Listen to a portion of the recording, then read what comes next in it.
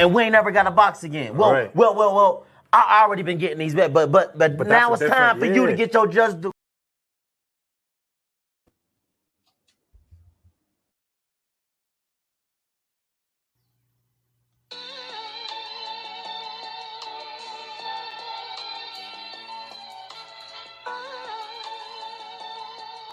Yeah, you know the deal. We back again. Yo.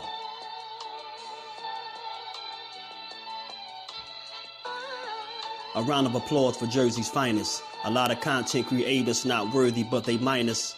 They get offended and start singing like the whiners. Talking like they tough, but it's only screaming and whining. My homie JusDueBoxing is the cat you don't come to. Your squad get run through. By the time you come to, you duck food. You suckers talk tough on the internet, revealing all your threats. Now we got you trapped in the net. JusDueBoxing be on this grind, y'all better hustle up. You deadlifted 90 pounds, we doing muscle ups. There's really no comparison. His voice sound like a derringer. Throwing a towel is just embarrassing. My dog Just very philosophical and psychological, and he mixed it all with good boxing news. These YouTubers feel like Bishop, I guess they got the juice, but it's lonely at the top to Just to feel like child abuse. Be respectful, he don't want to talk wild and loose. If you can't relate, you get dismissed like a mild dispute. These weird cats will tell lies that then they hide the truth. Why beyond views? You lose your life when you collide with dude. It's JusDueBoxing. All you cowards quit jocking. Kirk is official with no other options. Yeah, yeah.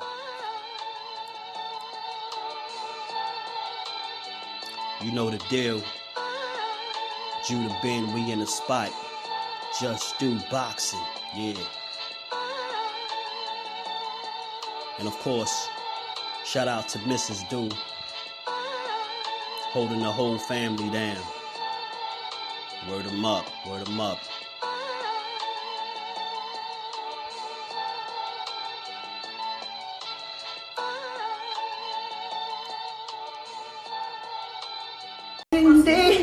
You living crazy, that's the only way you go tonight. Been doing yourself to do what you want. Finding line,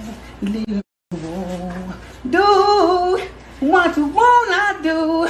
This ain't no running mind. It's get the Caroline. What's good? What's good with the family? Good Thursday. Good Thursday. We back again. We get boxing is just do one more time. Salute to the family that be pulling up on the playback, man. Y'all catch this on the playback. Smash that like button, sub to the channel, drop a comment, talk to your boy.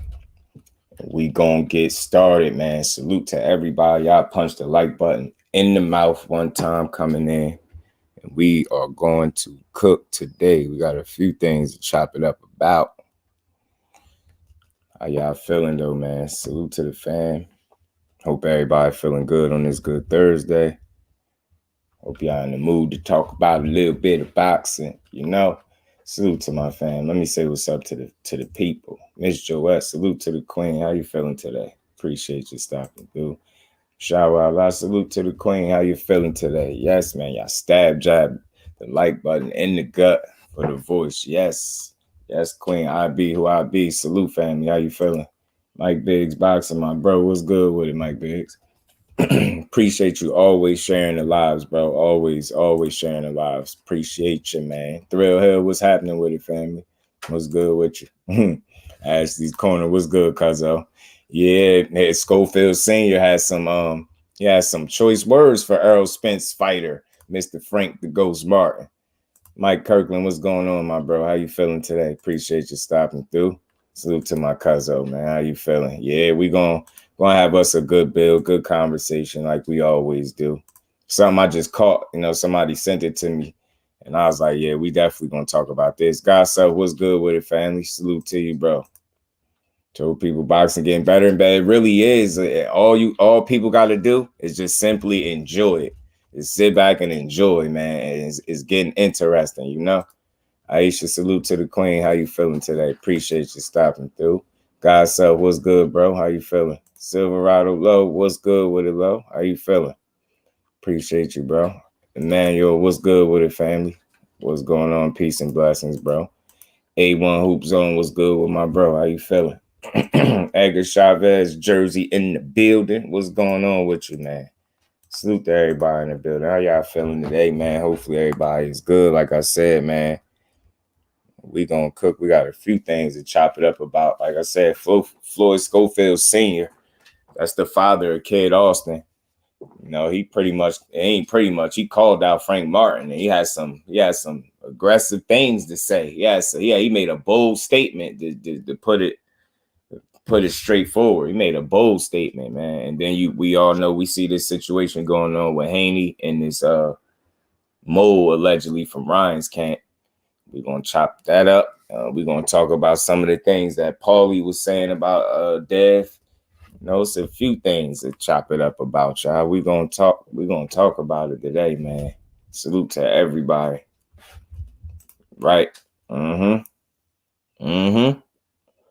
And I think I think it's promotion, right? I think it's just trying to get your son name. But in this little 17-second clip, he made some bold statements, man. He made some bold statements. And again, Frank Martin ain't no run-of-the-mill fighter, man, to be just calling out. You know what I'm saying? Frank is a little higher than his son, so maybe that's why, yeah.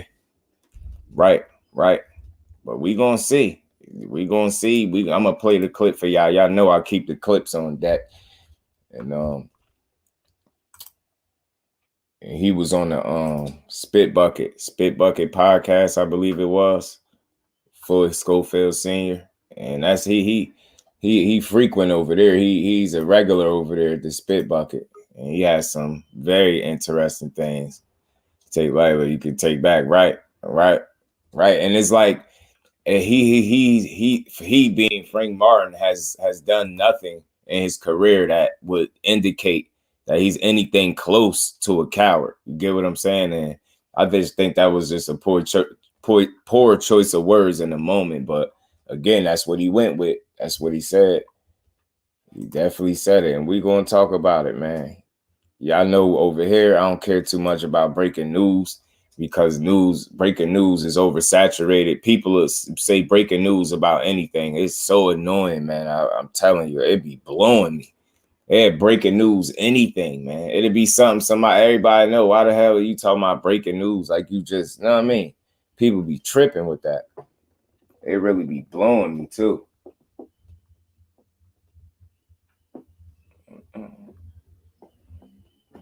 Oh, my bad, y'all. Frank don't even talk trash facts, and maybe that's why people think it's something sweet about him. I think that'd be a big mistake. Thinking Frank's sweet, it'd be a big mistake, man.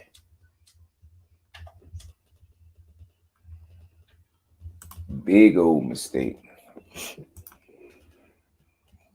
Y'all punch that like button for me as we get rolling, man. As we get rolling. I'll pull this clip up. So what's up? Do you want to fight? Let y'all hear it out the man's mouth. He said, and we're gonna talk about everything he said in here too. Because I mean, although this clip was very short, like I said, it wasn't even 20 seconds.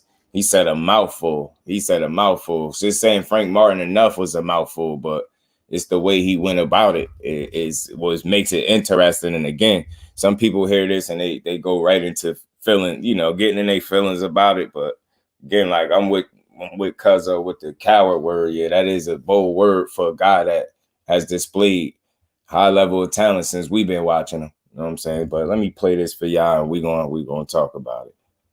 It's short, y'all. Earl, we would like to fight your fighter, and I believe you'll stop him in the 3rd round. So what's up? Do you want to fight or what? Please tell your coward ass guy to fight us, and I guarantee you we'll beat him.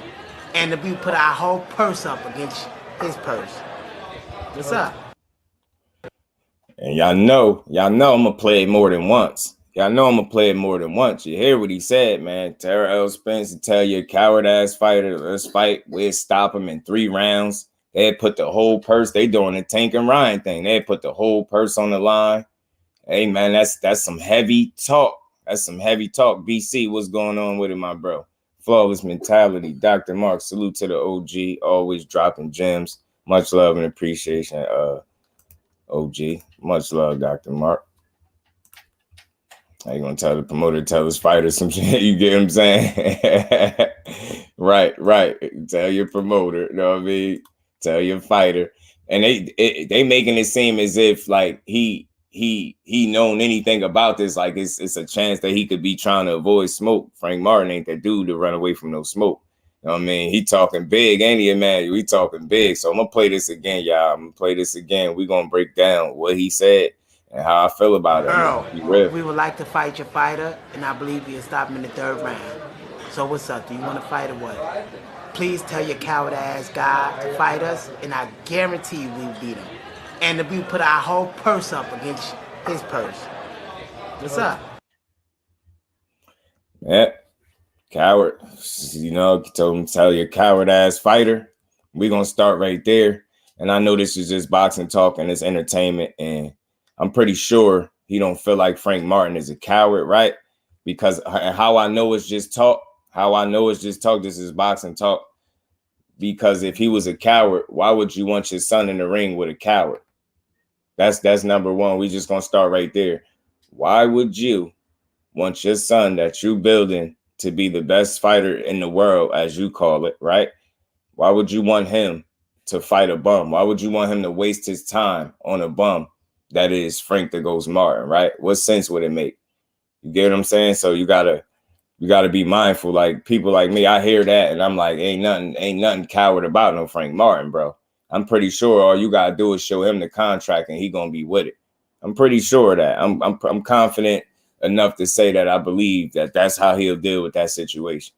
Now, the reason I put a question mark in the thumbnail is because I know they probably didn't hear this or didn't get a chance to respond to it yet. But I would love to know what Frank Martin would say in a situation like this. But I'm pretty sure I could imagine that he'll be with all the smoke, all of it. You know what I'm saying? Every bit. And WBA, right? Seem like a fight that could be made, don't it, Ash? Seem like a fight that could be made. You talk when you ain't the one getting in there, but your son is the one that got to get in there and back it up, right? You got to back up your talk. That's the crazy part, right? Like a woman can't take him seriously. Like Biggs ain't going, he ain't running with it. Why is everybody talking fly to Frank this week? Because apparently somebody want to see the ghost, man, and they gonna get what they looking for. You have a drinker's voice, and you stupid. Schofield is watched by Frank, in my opinion. Hey, look. So we're going to talk about it. As far as the coward thing, I get it. It's just talk. That's a little, to get the people going. You most certainly don't think Frank Martin is a coward because you wouldn't be calling his name, right? And how would it make you look to be calling out cowards for your son? See what I'm saying? So I'm going to start right there. And again, I know this is just boxing talk, so I don't take it personal. Little trash talk, little spicy, make things interesting, right? It make things fun. I mean, so it's cool. But I would love to hear Frank Martin's response to this because, like I said, I could pretty much imagine that he'll say something along the lines of where the contract at, send a contract or set it up and let's do it. Because I don't think Frank Martin is ducking no smoke. He ain't in a position to duck smoke. You get what I'm saying? What is he? Frank Martin, I believe, is 28, I believe, is he? So he ain't got time to waste is what I'm saying. So all you got to do is go about the business the right way. And I'm pretty sure you can get Frank Martin's attention. I'm pretty sure you can. You get what I'm saying?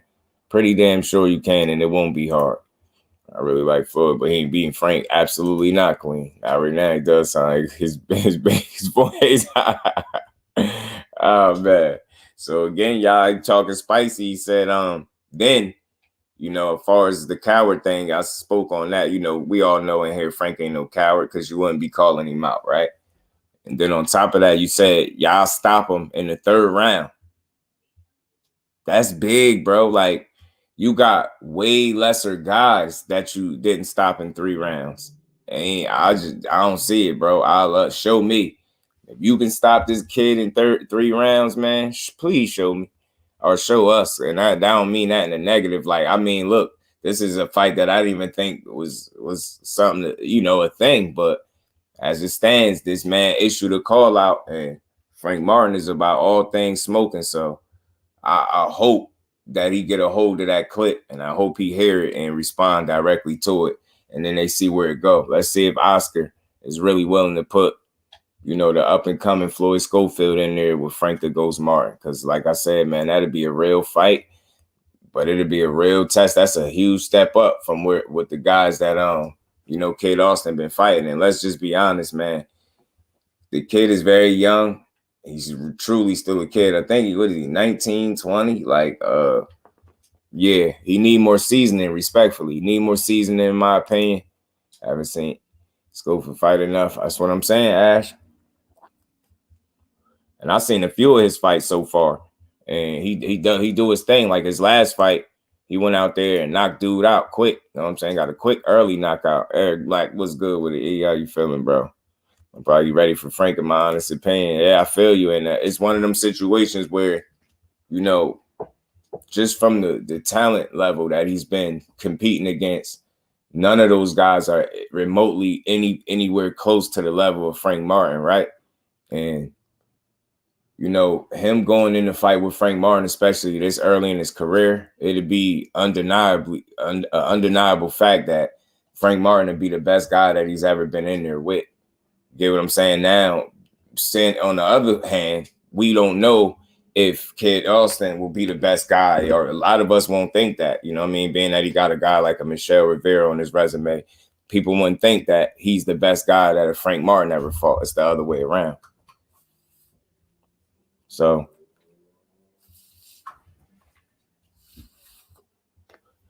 although this is some heavy talk, I ain't gonna lie, it's some heavy talk from his father, but we're gonna see if this transpires into a fight. Because like I said, man, Frank Martin ain't just a guy to be calling out. That's not no run-of-the-mill fighter. And I damn sure know he ain't no coward. And on top of that, he ain't getting stopped in 3 rounds, bro. Bro ain't stopping him in 3 rounds. Better, yeah, he not even gonna stop him, let alone beat him, in my opinion. Not right now, bro. Not right now. Not with the schooling and the type of time that Frank Martin is on. I just think he's more polished and he's a much more mature fighter at this stage, obviously. You know what I'm saying? And I just don't see it for Kid Austin. I see him being able to compete, right? Because he's a very talented young kid in his own right. But as it stands, man, seasoning is very important. Seasoning and level is very important. Level of competition. And as it stands, like I said, those guys that you're going in there beating up, Frank Martin will wash all those dudes as well. So I just don't see it. Like, I don't see you beating Frank Martin, not at this stage in your career. It'd be a real gutsy move. It'd be real brave. I no doubt in my mind, I had the utmost respect for him if that's something that he's able to do, go in there and compete. And even if he's willing to do it and lose, like I respect the hell out of him for it. But as it stands, his father's talking heavy. So we're going to see if this transpires into a fight or not, man. The people treating Frank like the son of a retired fighter. I knew people was going to talk about him being with EJ. You know it, Ash. Y'all sub up to the Brody Mike Biggs Boxing if y'all haven't. Dope content, dope creator, man. Salute to the fam. Let's work, man. Let's just keep it rolling. What do you think wins? Yeah, I think Frank Martin beats him, man. I think Frank Martin beats him. Whether or not if it's a stoppage or not, I just don't know. I just haven't seen Kid Austin touched and tested enough, right? He barely get hit too much in his fight. So, but I got Frank Martin right now. The schooling, the seasoning, the pro experience is real. Like he older, more mature. He got a hell of a trainer. You get what I'm saying? Very disciplined fighter.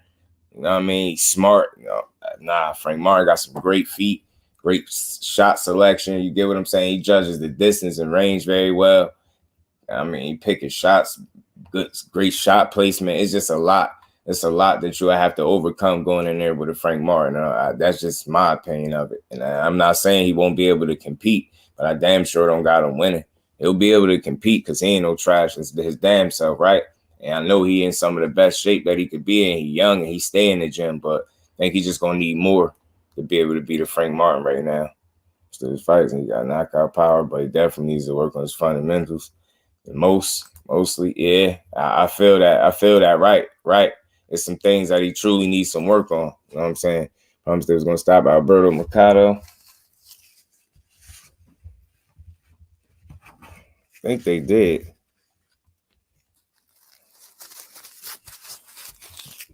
Yeah, promise it. And went the distance. There's no way he's stopping the Ghost. Absolutely. I think Mercado was the guy that he tore the feet up in, where he tore his feet up. I think Mercado was that guy that he tore the feet up against. In my opinion, Frank might have a title shot next year. I think Schofield wants that for his son. Absolutely, he do. Ash, he definitely do.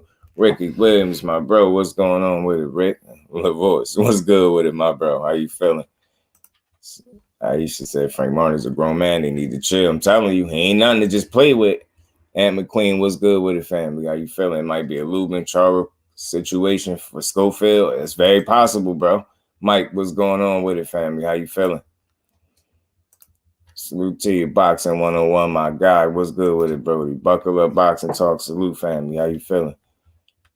The mole is in everybody's camp, right? Ain't he, bro?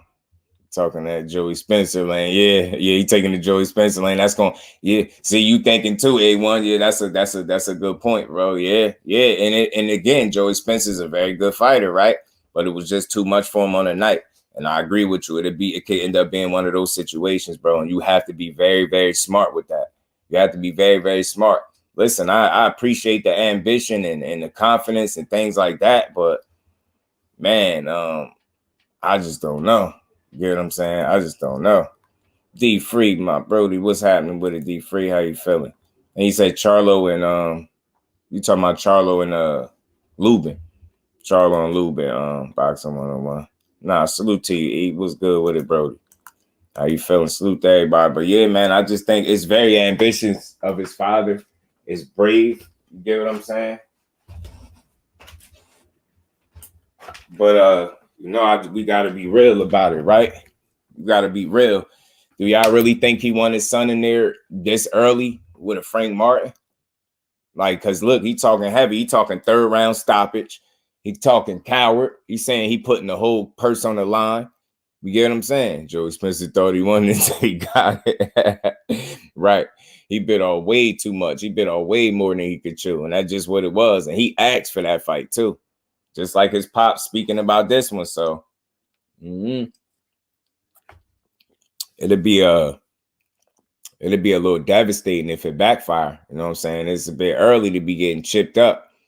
You know what I mean? You go in there with Frank the Ghost, that might derail all y'all plans. I'm telling you. And the most important thing with Kid Austin is just getting the correct seasoning, right? I didn't hear nothing crazy about his amateur career. Not saying he didn't have one or have a good one, but you know what I'm saying? This ain't like he was some Olympian or something like that. So I don't know. I just think this would be a big jump up. I just don't like the perception, this approach take when something ducking you. Yeah, exactly, Ash. And that's where I'm at with it. Like, it's a little you making a call out as if you've been on this dude's bumper for the longest, and that's just not the case, because this is the first time I'm even hearing that you showing some type of interest in fighting Frank Martin. And again, this is his pop speaking, but you know, his pop speak for him. So his pop's trying to line it up. It ain't like he gonna go against it. Yeah, man. We're gonna chop it up on that too, because you know, there been a little whispers about who Ryan Garcia gonna use as a new trainer. You know what I mean? I heard people, I seen videos, a video or two, somebody was talking about Derrick James. You know what I mean? I seen somebody say Ronnie Shields. So we're going to chop it up about that and see, you know, if either one of those guys was the trainer, would they even be good for him? You know what I'm saying? Some people say no, but we're going to get into that. We're going to get into it for sure. Big Tex, what's good with it, bro? How you feeling? You could just ask for the fight, make it seem like he's an actual coward. That's what I'm saying. That's what I'm saying. Fate, my bro, double duty today. Salute to you, bro. That's the first time I heard anyone call out Frank besides Cobra. He changed his mind. Right.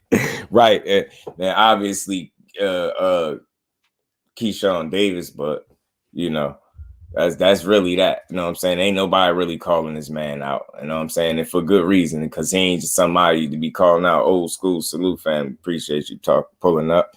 Then we can talk about Kid Austin. You already know it. It could be another Lubin versus Charlo, right? That's what bro was saying. That's what bro was just saying, another Lubin type shit. So I'm going to just play this little small clip again for the family that just came in. Y'all smash that like button, man. Punch the like button out for your boy. Earl, we would like to fight your fighter, and I believe you'll stop him in the third round. So what's up? Do you want to fight or what? please tell your coward ass God to fight us, and I guarantee you we beat him. And if we put our whole purse up against his purse. What's up? Whole purse against purse, 3rd round knockout, stopping him. Coward, you get what I'm saying? They want to fight. What's up? Purse versus purse. Like look, it's heavy talk, but again, I just hope that this trickle down the grapevine and get back to Frank and EJ. See how they feel about it. You get what I'm saying? See if Oscar feel like he really want to throw him in there with the Ghost Martin right now. I love to see it, bro. I love to see it. Oh man, y'all crazy. The kid Austin could be on another. Oh yeah, man, just not ready for Frank, bro. Nope. I don't think so either. We all know it's just a publicity stunt. He needs to try to get at somebody in a weight class that's on the skill level because Frank gonna embarrass the little homie. I'm telling you, it's a dangerous fight for him. It's so early, yo. It's so early for the young kid, and I know he really believe in his son, and that's cool. But what you gonna do? You get what I'm saying? You really gonna throw that man in there? It was smart. I don't know. Wasn't doing it smart. Nah, that's a fact, bro. Mike say he got that sugar. A couple people said that, bro. He putting his son whole purse on the line. That's what I'm saying. And again, you just heavy talk. Son, a little zesty. This is the 80s part. My language, he ass bad. Nah, man, you straight. You all good, man. And look, that's why we here to talk about it. You know, I seen it. Bro sent it to me. I definitely said we was going to build on it. And, you know, I do it within the bounds of not dissing Kid Austin. I'm not dissing his talent, his skill set, and his potential and none of that, because I think if moved the right way, he can have a bright future. And when I say move the right way, I'm not saying like pacify him and don't test him. I'm not saying that. But I'm saying test him accordingly on the way up, get him the proper season, and then make the right step-up fights. Like, you get what I'm saying? From the level of competition that you've been in there with, it just seems like a huge jump in level, in talent. Like the guys you've been fighting, and then Frank the Ghost Martin. Like it's like night and day. You get what I'm saying? So I'm not saying don't go for yours. Look, if you can get this fight, then go ahead and get it. Go get it, bro. I ain't mad at it. But I think this is a tall order for this young kid. I think Frank Martin is well schooled, well polished at this point in his career. He's much older, and he's mature, man. That maturity in the boxing ring matter. And then when people say old, they ain't talking about like some old man. Get what I'm saying? He talking about a guy that's on his way entering, you know, in his prime or something. So it's like, I don't know, man. That's a dangerous fight to be playing with right now. Frank name hot. Yeah, it's hot, man. Yeah, they definitely low. They definitely using the name. This is definitely a little cloudish. I ain't gonna lie. It is. You know what I'm saying? All the Oscars. Right. All right, talking that talk. Frank gonna park him. That's what I'm saying. Has Schofield fought a C- class fighter yet? And that to be honest, Ash, at best, I think the best opponent that he's been in there has been at least that level. Nothing higher. You know what I'm saying? And that could be debatable depending on who you're talking to. But I don't think he's dealt with nothing higher than that C- type. You get what I'm saying? Fighter. You know what I'm saying? So it's just a huge jump. Now I have a voice. Well, you know what? Well, from what I've observed, Fate, he do a lot of talking for his son. Like, even when his son is being interviewed, he end up being the one that do a lot of answering of the questions. You know what I'm saying? You can call somebody out with a voice like that. Try to know that less none of the boxers are supposed to call out the bigger fighters to get their names out there. Yeah. And that's what he doing right now. That's exactly what he doing, Miss Joette. And that's a fact. Because lately he repeats what his dad says and agrees with everything he says. That's how it go, bro. That's how he is. But he is humble. But he be talking his talk. Tay D, what's good with it, Tay D? How you feeling, bro? Appreciate you pulling up. You said Frank put together well, man. Put it together very well, bro. Facts. Kid too raw. Frank might beat and put him. I'm telling you. Is he saying anything or just senior? Now, this senior right here, TD, I'll play it because it's very short. Earl, we would like to fight your fighter, and I believe you'll stop him in the 3rd round. So what's up? Do you want to fight or what? Please tell your coward ass God to fight us, and I guarantee you we beat him. And if we put our whole purse up against his purse. What's up? It's only the beginning of his career. Yeah, right. It's early. Right, big gradual progression. Got Gotta fight JoJo. That'd be a more, you know what I mean? He's a Jonathan Lopez who's coming up in the amateurs right now. Would be a good scrap. Okay. Dante Hall Boxing Talk was good, family. Doing what Haney dad was doing when he was young. Right. I see that. Like, I don't be having a problem with this stuff, like, because it's entertainment, right? But I would love to see the response if Frank jump all over this, because we already know how Frank coming. He ain't playing with nobody. You know what I mean? They're not going to give him any credit. Hey, you know what? And I get what you're saying with that, A1, because you know how people are, right? But when you got your dad talking like this, I think people will understand it if he was to hop to it or something. Like if it could be made because of the way they talking. You know what I mean? Coward, you stop him in 3 rounds. That's bold. You get what I'm saying? Putting your purse on the line. Man, that'd be a hell of a win for Frank Martin, bro. I'm telling you, bro, that'd be wild, man. That'd be wild. Right? That's because he's the teacher. Yeah, right. I started so late. Salute to my baby girl, Miss JusDueBoxing. How you feeling, Queen? Appreciate you being here as always. Pop's not gonna be in that square. He better chill. Right. Say why you gotta be disrespectful. Yeah, and calling him a coward. And I get it. You trying to raise a few eyebrows and get a little attention out there. I get it. But Frank, you barking up the right kind of tree. Now I can tell you when niggas more tired, give him Kid Austin. Woo, that'd be crazy. Fate. You just send that over, man. Facts, coward. Third. That's what I'm saying. Right. 3rd round, send it over, bro. Oh, that's what I'm saying. Y'all punch that like button for me, man. Y'all saw boys 20 Coach Bullet. Lie, I just saw his call out. Y'all going crazy on this voice. Oh, man. Man, believe in your son, but writing checks your son ass can't cash is a different story. All truth, bro. Just all truth. All truth, man. Answer me this. Who is his promotional team? Golden Boy. Golden Boy promote Kid Austin. He with Golden Boy. Oscar and Golden Boy. For the tough old Migo last fight and went the distance, didn't he? But he stops Frank in 3. Yeah, that Alberto Mercado dude went the distance. That's the one he had tore his feet up on. Something with the shoes that he had on and tore the skin off the bottom of the feet, and he couldn't plant, which is why he said he was fighting the way he did, which I'll give him some credit to that. I do think they're being honest on that. And the last fight he had, he got a knockout, like an early knockout. I think it was the early knockout. He chipped dude, 1st round, I believe, right? Shower said, kid talk too much. Salute. Yeah, salute to the Queen. Shower out loud, man. How you feeling today? 1st round. Yeah, man, it was a 1st round joint. Definitely looks like Bullet, don't he? He do, though. He giving me some Bullet vibes. He was giving Ghost the Whisper of a lifetime. Oh, man, please fight us, coward. Thank you. Sorry, just kidding. Throwing rocks high in the head, bro. Throwing rocks high in the head. D-man, my brody, appreciate you pulling up. How you feeling, bro? Man, that's funny, though, man. That's funny. And again, y'all, look. We don't save no fighters from no fighters. I just thought this was something, interesting, cool enough to have a conversation on. Like, look, Frank Martin just ain't no coward. He ain't no guy you're going to just run down and beat up on. And he definitely on a much higher level than anything Kid Austin ever been in the ring with, respectfully, as a professional. You know what I'm saying? So you get what I'm saying? It's a bold statement he made. I'm not against seeing that fight if it could be made. I'm pretty sure Frank Martin, like I said, ain't ducking no smoke. I just wish it was ways for these dudes to get these type of call outs right on their desk so he could respond, because Frank ain't playing, man. He looked like he locked in. I hear he ready to come back around June, July. I thought it was June, but we gonna see, man. We gonna see now. I wish Kate Austin would have stayed on Keyshawn ass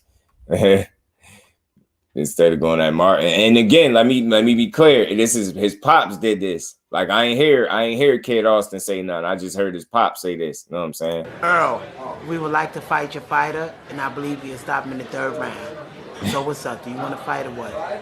Please tell your coward ass guy to fight us, and I guarantee you we'll beat him. And we put our whole purse up against his purse. What's up?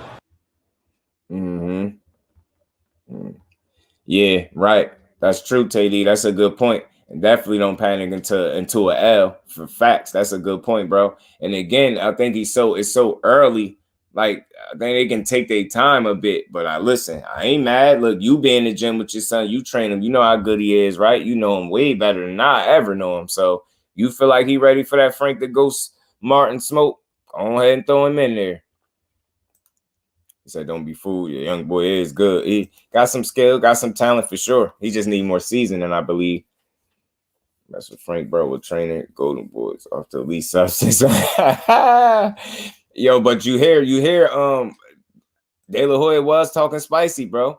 He definitely was talking spicy about far as making other fights, cross-promotional fights. So, I mean, Frank got less time than Keyshawn in the fight game. I coming at Keyshawn because he thinking long run Frank. Yeah, right. His dad know what he doing. He trying one. He said he needed voice transplant. It's Mike Tyson father. Y'all crazy. Oh, man, y'all crazy. He said it a long time ago. Right. Sean, what's good with it, my bro? How you feeling today? Appreciate you stopping through. Bro, it sounded like Mr. Whispers. Oh, man. Not the Isleys, bro said the Isleys, man. He needs to stop it. And look, it's bold talk, like, and it's cool because look, I want to see. I want to see just how good Kid Austin is. I like him. I rock with him. I support him. But this is a bold statement. And if I'm being real, I just think from what I've been saying, I see a lot more polished game and more fundamentally sound Frank Martin. He's more assertive in the ring. You know, he's more sure of himself at this point because he's older. You know what I'm saying? He's mature, very mature, well-rounded fighter, very disciplined, smart. You get what I'm saying? Good defense, great feet. I don't know, man. It's a tall order for the young kid. It's a tall order, man. It's a tall order. But I respect the bravery. I listen, I respect it, the confidence. A part of me really feel like if this opportunity presents itself, you're going to try to jump all over it because y'all might be thinking that you see something in Frank Martin that you don't. You know what I'm saying? And that one will only find out. We're going to see. You know what I mean? Only time going to tell. 7-0, Austin's 14. You know. Yeah. Keyshawn 8-0 now after his last fight, but yeah, and that's the difference with them, right? Because I've noticed that too. Kid Austin got more fights, but Keyshawn is fighting, and I get this. Like I ain't saying he's fighting killers, right? But he's fighting more experienced fighters at this stage in his career. You get what I'm saying? Kid Austin is fighting the guys that you get when you get in your season. You know what I'm saying? When you getting, you know what I mean? Used to the pro ranks, you know what I'm saying? So, Kid Austin is my guy. But damn, yeah, I like Kid Austin. I like the Kid Austin. Yeah, I put the question mark there because they ain't respond, so we don't know what the response gonna be for them because I don't know if they heard it. I don't know if they even care about it, right? So I just put that there because I ain't see no response nowhere online to this from Frank Martin or EJ. And again, it's a good chance that they probably didn't see it because this video probably ain't been pushed like that. But hey, man, I'm glad you sent this joint to me, man, because it's a good discussion. And again, man, at the end of the day, I think he's just trying to get his son's name out there. I'm not sure if it's 100% clout chase, but you know what I mean? And again, with these clout chases and these call outs, you want to be mindful, right? You got to be a little mindful because they can backfire. You get what I'm saying? You don't want to be one of those guys calling out a bunch of fighters that you have absolutely no intent on fighting. Because once the fans feel like that's what you're doing, they not going to like you at all, man. They ain't going to like you. Trust that's not confidence. That's stupidity. Think his father was a goofy. B-Dog was good with it. That might be a step back for Martin. Right after Michelle Rivera, bro, and I see why you would say that, B-Dog. That's what I'm saying. No doubt, Frank Martin would be the best fighter that he's been in the ring with it. But it would be a big question as to if Kid Austin would be the best fighter Frank Martin shared the ring with, being that he's coming off the win over Michelle Rivera, that people felt like is definitely a very credible name. You know what I'm saying? I gotta go check. Right, Kid Austin. The same stage as Mason. To me, Mason is a dog, man. He got something different about him. I swear, man. That man, he's more for sure Cam exposed who Devin really is. He's spying on fighters for sure. He's spying on what Teal was doing and told Cam about it so he can beat Teal. Yeah, he better be careful with that because that could backfire too. That could seriously backfire for him. Fight the top guys. I think he's trying to fight him. Yeah, and again, I always try to give these fighters the benefit of the doubt, right? Like, you know, I try to, you know, explore both sides. I see people understanding. I understand people saying it could be like a clout chase. And then I understand them on the side of you trying to get your son name out there, and you really, I guess, feel like you putting pressure on the right names to fight the guys that people feel like are good, and you feel like your son could beat these guys. You feel like your son could hang with all these guys. He always vouch for how good his son is, his skill set. You get what I'm saying? His power a lot. So I think Floyd Schofield Sr. got a lot of confidence in his son. I mean, some people, like you said, some people think it's stupidity.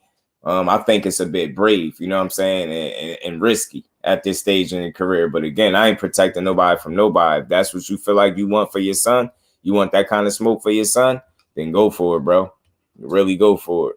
You know what I'm saying? Go for it. Abdullah was smoke kid. I'm telling you, Abdullah different, man. He got something about him. Got something about him. Weight class Abdullah, you don't need to talk at all. And we speak about him, yeah, because he different, man. I think is he fighting at 35 or 40? One of them. 35 or 40. I think it's 30. I thought it was 35, though. I think they got him listed as a lightweight. Abdullah.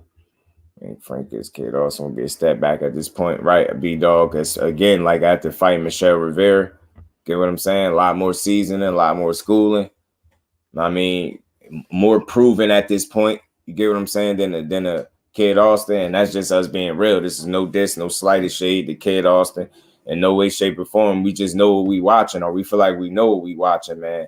That schooling matter, that seasoning matter. That seasoning is what Kid Austin is still getting it, which is why Oscar and Golden Boy has been keeping him pretty busy, because they trying to get the experience. You know what I mean? He's still learning on the job. You get what I'm saying? And I don't think Frank Martin is the guy that you want to go jump in there with if you still in your learning stage. You know what I mean? Somewhat like the training wheels are still on, so to speak, because the level of talent that or opposition that you're getting in there with ain't nothing to really write home about, but we understand it because you're being groomed, you being schooled, you learning on the job, you getting your experience under you, right? I just don't think you'd go from no Alberto Mercados, and I don't remember the last dude name that you fought knocked out. I don't think you go from that level of talent to Frank Martin, respectfully. Like, that's a big gap. That's a big jump for me, man. To me, in my opinion. Mason and Mini Boots, in my opinion, man. Mike, that's a good comparison. He dangerous, right? Very athletic. He long. I'm telling you, man, he gonna be something. I was want to call Frank, but really, I don't see Frank going backwards, right? Schofield may be at his number of wins or higher, but nah, man. Right. That's just it's a big jump. It's a big jump for him. Jay Grant, what's good with it, family? How you feeling? L Dog, what's good with it, Brody? How you feeling, bro? Appreciate you stopping through. Y'all smash that like button for me. Like Mason, more than Kid Austin, but they both fought. No good vet yet. Nope, not yet. And I'm right with you, Dante. Not yet. Shoo, yacht, 126. He got tools, though. Right. He do. Listen, this young kid ain't without no talent and no skill. You know what I'm saying? He definitely can fight. But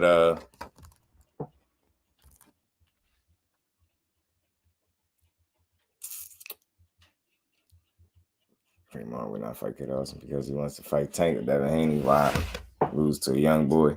Yeah, I mean, again, I think he just has he has his eyes set on the bigger prize at this moment. And I think realistically, Frank Martin is like, what, a fight or so within a title shot type deal. You get what I'm saying? A couple fights I just don't see that fight moving him forward towards a title shot. I see that being like it doesn't do nothing for his stock. No disrespect, and I'm not saying because Kid Austin is not good. It doesn't do anything for Frank Martin's stock at this point, because Kid Austin simply doesn't have the schooling. He don't have the seasoning, the experience. He don't have the wins. He's not proven yet. So despite him being a somewhat of a hot name for his prospects, people know about Kid Austin, right? They're aware of the guy, right? He a gym rat. You know about him, right? But he's not proven within the boxing world yet for that to be a fight. If Frank Martin wins, to really do something to his stock, I don't see that fight raising his stock for him. You get what I'm saying? I don't see how.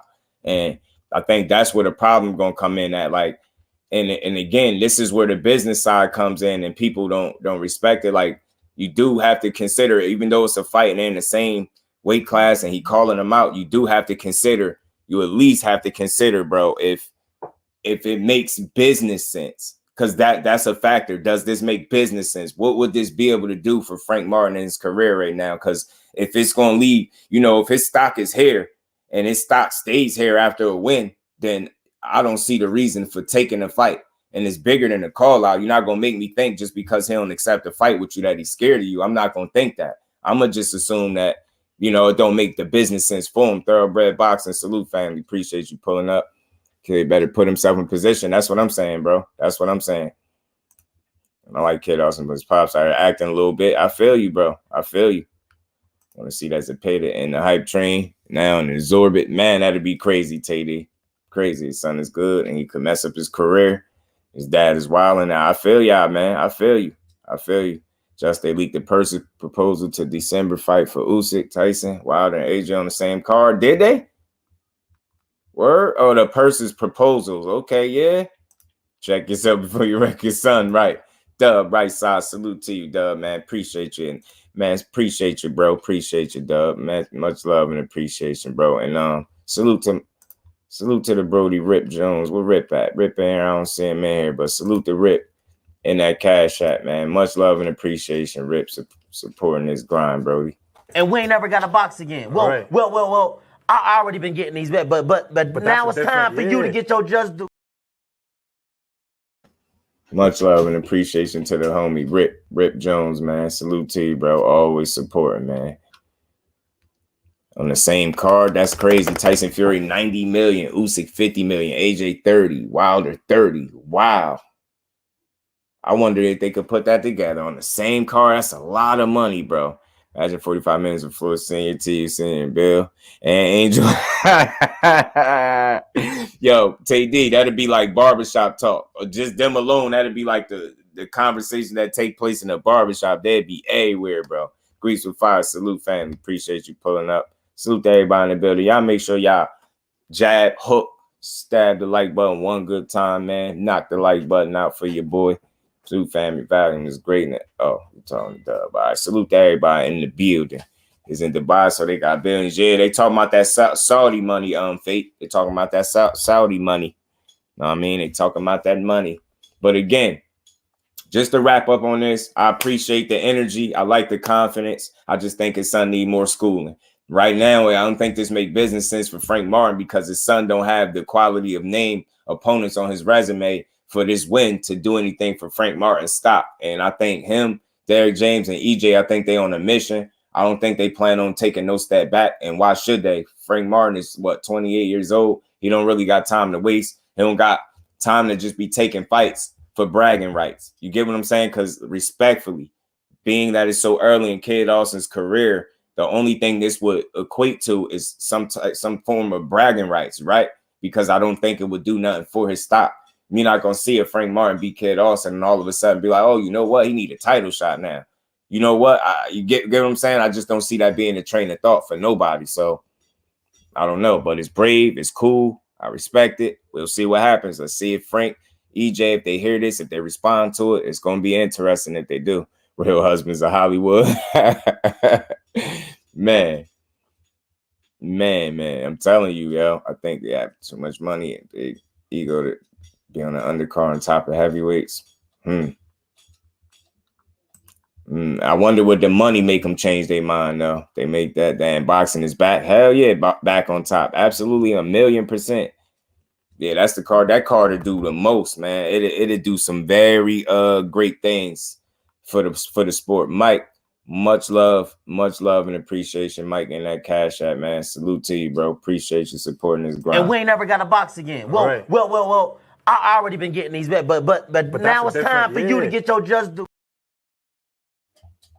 Appreciate you, Mike. Much love and appreciation. So look, we just gonna have to wait and see, right? If anything transpires from this. But I thought what the most interesting thing to bring to y'all was how he said what he said, what the things that he said. He said a lot. You gotta think this clip wasn't even 20 seconds. And he said, you coward, they'll stop him in 3 rounds. you know, put your purse on the line. Like, he said all of that in a less than 20-second clip. So, you know, it was fun. It was interesting, man. It was fun to hear.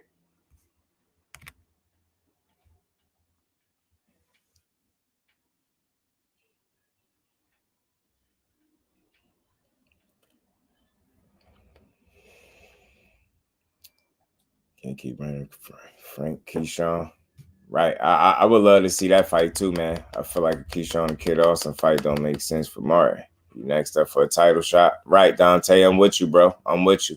Like, I just don't think business-wise it would make sense for him. It would make sense for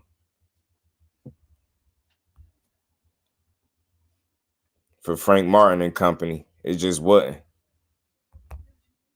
It wouldn't make no sense for him. And I just, again, if it don't make sense, it ain't gonna make dollars, right? They say if it don't make dollars, it don't make sense. But if it don't make sense, it ain't gonna make no dollars. Is that fair to say? Oh, I got you, Dub. And that's why I see Earl, we would like to fight your fighter, and I believe you'll stop him in the 3rd round. So what's up? Do you want to fight or what? Please tell your coward ass guy to fight us, and I guarantee you we'll beat him. And if we put our whole purse up against his purse. What's up? Said they guarantee they'd beat him. Put his whole purse up against his purse. Stop him in 3rd round. This Frank Martin we talking about. Can or did his pops fight? I don't think he did. I don't think he fought. I don't think he did.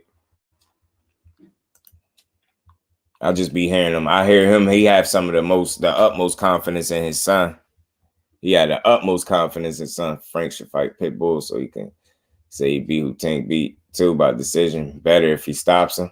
That's interesting, Fate. That's interesting. There's nothing to lose. If he lose, he only 20. That is true, though. That is true. It won't be the end of his career.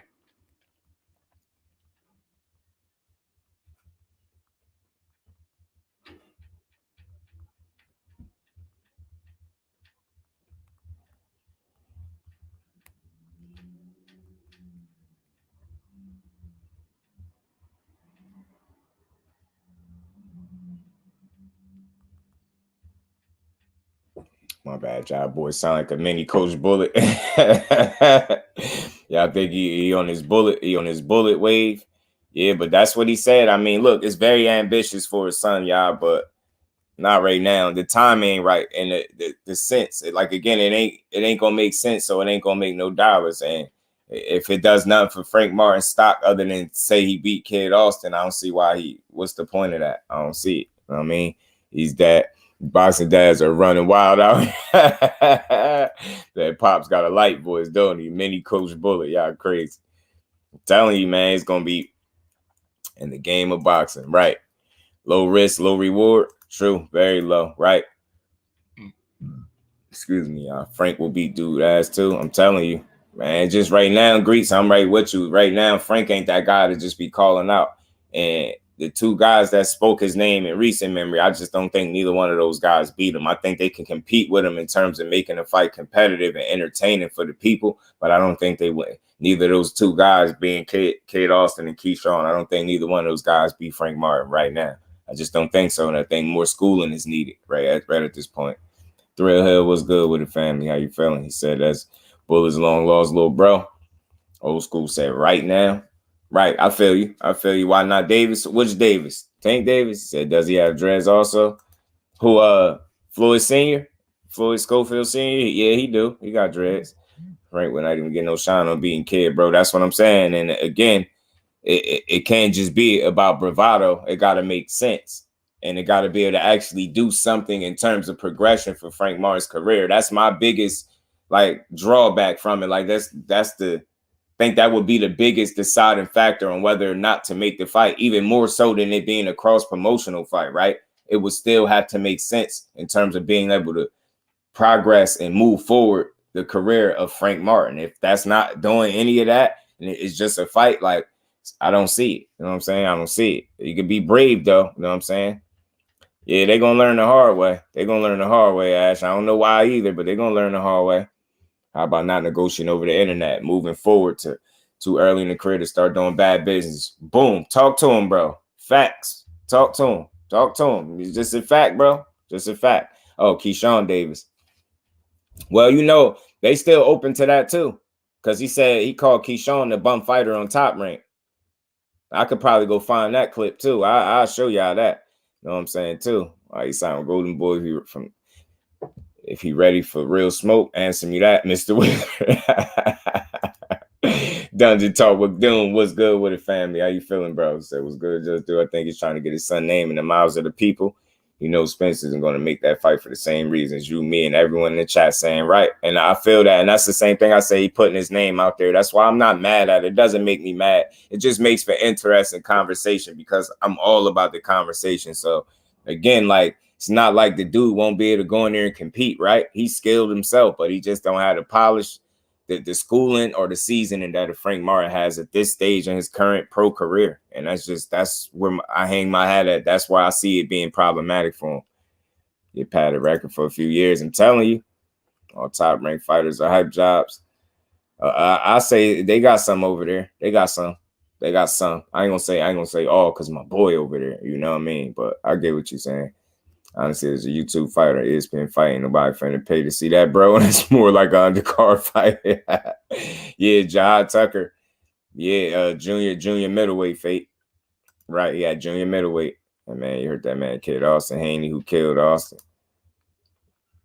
Yeah, AJ64 was good with it, AJ. Yeah, I got you, bro. Said, bro, that man tweaking. Yeah, man, it'd be a tough task for him, Frank, gonna wash his ass. It'd be a tough task for him, yeah, it really would.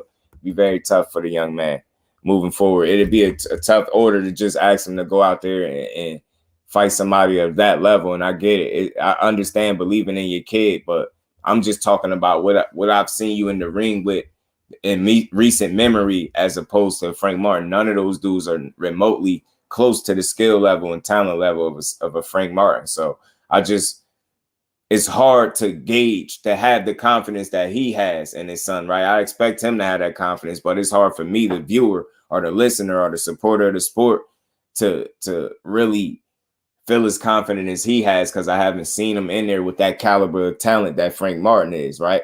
I haven't seen him in there with a guy with the skill set of a Frank Martin that could possess the kind of problems that he's going to possess for him. You get what I'm saying? It's a tall order. And again, this is just confidence in the father and his son. This is bravado. This is brave. It's a bit gutsy. It's very risky if you was to put him in there actually with a guy like that right now.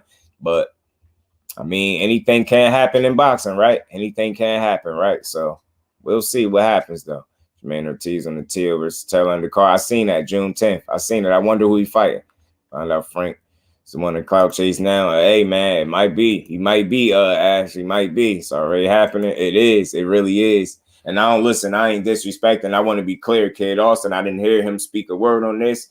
A lot of times his father do the speaking for him. Like he do his own talking, but he seemed like a rather kind of shy kid. He looked a little reserved, which is cool. He just put in the work. And he don't seem like he talked too much, but he talk his little he talk his little talk now. You know what I'm saying? But his pops is normally doing the talking for him. And look, one thing I can say consistently with his father is he's been very confident and ambitious every time you hear him speak about his son. Like you basically don't hear him not willing to try to, line his son up with nobody. You get what I'm saying? So that's what it's all about, trying to fight the best. I mean, look, call his name and see what comes from it. I'm not mad at that either. It's almost like shooting your shot, right? You get what I'm saying? It's almost like shooting your shot. Let me at least put this out in the universe and let me see what could transpire from it. Let me get on here. Let me put this message out here. Let me talk a little slick. Let me you know what I mean, issue a statement. Like, you know what I mean? It's like shooting your shot, yo. Like, let me throw that out there, throw the bait, see if somebody catch it, see if we can get maybe a fight out of this situation or even publicity. Either or, man. Either or, bring some attention to his name, some more people. Any of those things are possible, you know what I'm saying? But I ain't trying to diss them as a team and say they're not really willing to stand on the business that they're talking on, right? Because I do think if the opportunity presents itself, I think he'll put his son in there. But that's why I'm calling it a bit brave and risky. You know what I'm saying? Some people will call it stupid. I say it's very brave and risky. You know what I'm saying? His son is very young, so a loss right now wouldn't necessarily, you know what I mean, be the end for him. So we're going to see. All of a sudden, somebody make the fight with the ghost, right? Absolutely. Absolute Jules. He's fighting me, so I need to tune up. Yeah, man. Fate, get him out of there. Get him out of there in one. He was talking crazy, man. I mean, Teach, what's good with the Teach? I don't think Floyd's ready for Frank. Absolutely not. It's just be too tall of a task right now for him to deal with Frank. See, Frank whoops it, paid his head, and shut them folks. And whoever else wants to smoke. Telling you, Frank the goods. I can't wait to see him back in the ring. Like I said, I heard June, July, something like that. Salute to the bro to Teach, man. Salute to everybody in the building. Y'all punch the like button. But yeah, man, we gonna keep rocking out, man. We're gonna keep cooking. Like I said, this was just something that somebody sent to me, and I thought we should chop it up on it. So we'll see. Like I said, I think overall it's about bringing the attention to his son, showing the confidence that he has in his son, and it's sort of like shooting your shot, right? You throwing it out there in the universe, and you seeing what comes back, right? Get what I'm saying? So I'm not mad at it. I ain't mad at it. If they can do it, do it. You know what I'm saying? Cool. Look, I like Kid Austin. I like to see what he can do. Get what I'm saying? I like to see what he can do.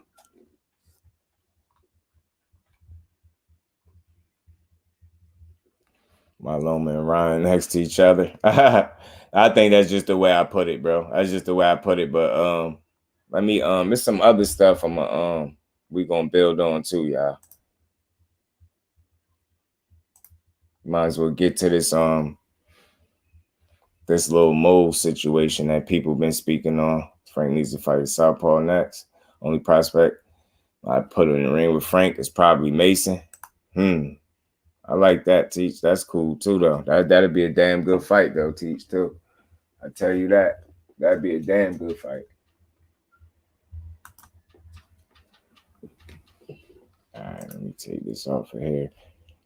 Jermaine Ortiz versus Frank Martin would be nice. Yeah, somebody got to get Jermaine Ortiz, but that's the thing. If he fighting June 10th on TL undercard, who is he fighting, though? You get what I'm saying? Who are they going to put him in there? You just had him fight Loma, so who you going to put him in there with now? Like, I know he coming off a loss, but that was a close-ass loss. So, and he talking about fighting Shakur, so I don't know. I don't know who they going to put him in there with. Then say Loma beats Frank with his 1-2-1 because of Frank's way of defense. He slips down one side a lot. I observed that. You know why I observed that? In your footage, Fate, in your clip, in your edit. Whoever that B. Williams that paid it first is going to get a lot of high praise from old media. Mark my words, facts. Old media, all facts. I didn't forget. Keyshawn think of him as a vet.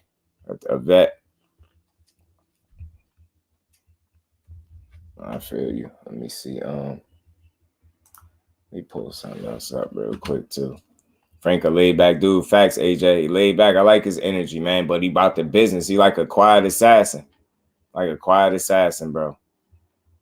Leaving Jermaine out the loop. A lot of these guys need to get in there and get some work right. And I want to know, like, who is he fighting? Who is this guy gonna fight? Who is Jermaine Ortiz gonna fight? You know what I'm saying? I'm real interested to see who he gonna fight. And it's June 10th, so it's like, I wonder. I would love to see a Frank Martin and him fight too, though, man. We just don't know who he gonna put him in there with, but they probably gonna give him a get back fight, being that he coming off a loss, most likely. Yeah, he slipped his one-sided mainly in Frank Martin. Like my edit just, it's a fire edit, bro. But that's where I picked that up from, so I know exactly what you're talking about. Frank does that because it works. If it ain't broke, don't fix it. If needed, he'll just. I believe in that too, though, Tay. I do believe in that. I think Frank athleticism is something that's not spoken on enough. I think he's a very athletic dude in there. You know what I'm saying? And great reflexes.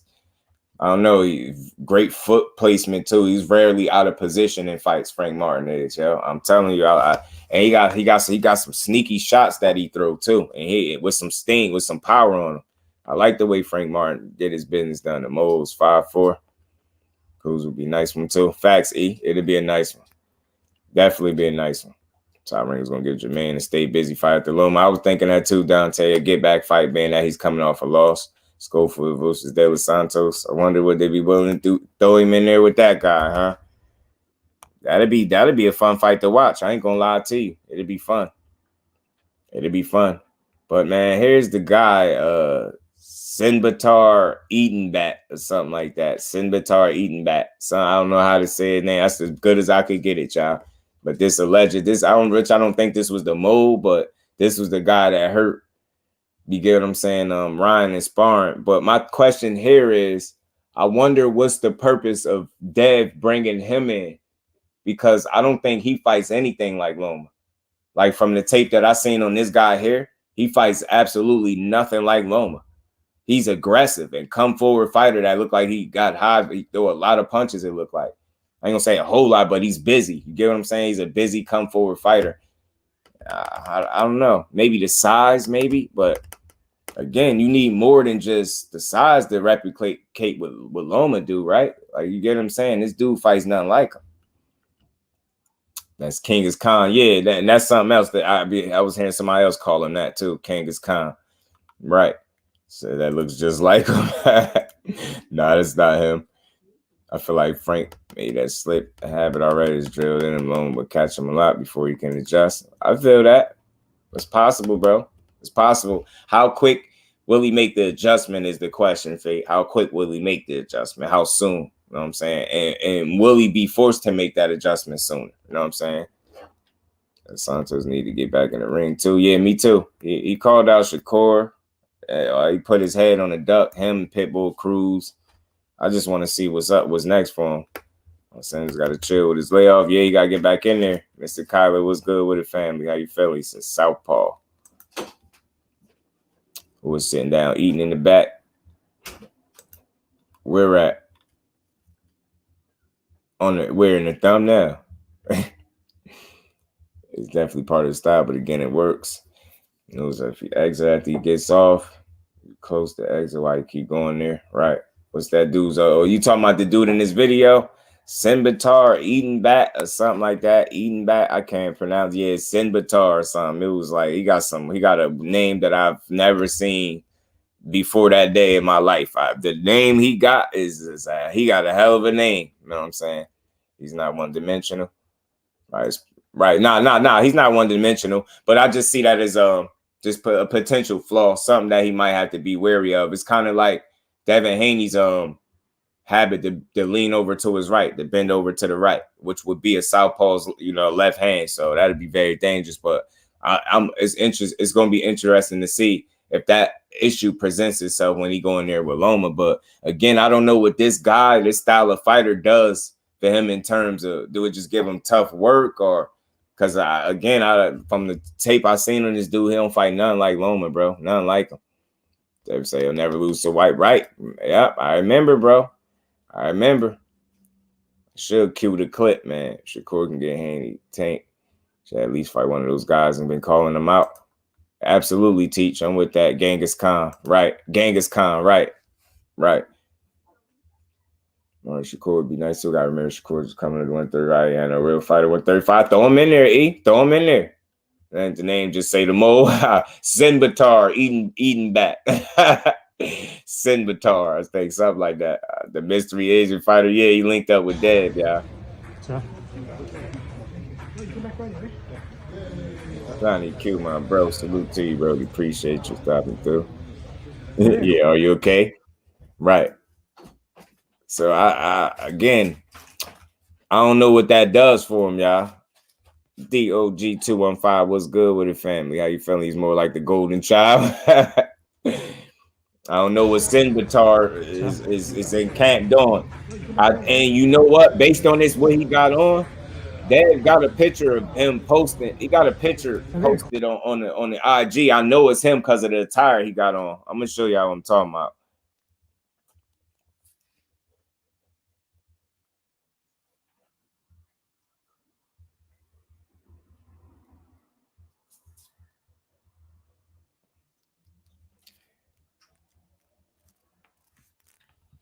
Sorry, okay, oh shit. Frank is supposed to too. He fights under control, right? And he's rarely out of position. He's rarely out of position. That's why he say it doesn't do nothing. That's what I'm saying. Like, I don't know what would be the reason. What would be the reasoning for it to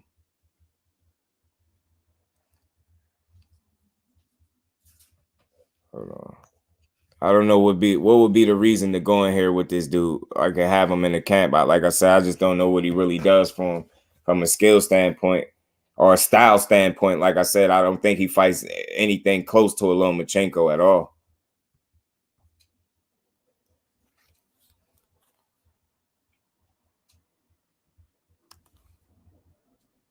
Let me show y'all this picture right here. You got a picture of him in the gym. And I noticed him because of what he got on. He's supposed to sure do. He's a lightweight. He's strong, too. Recently won. And he's a former Olympian, too. And in his comments, Ryan fans was talking crazy. Oh, yeah. I wonder how they feel. They feeling like he shouldn't have did it.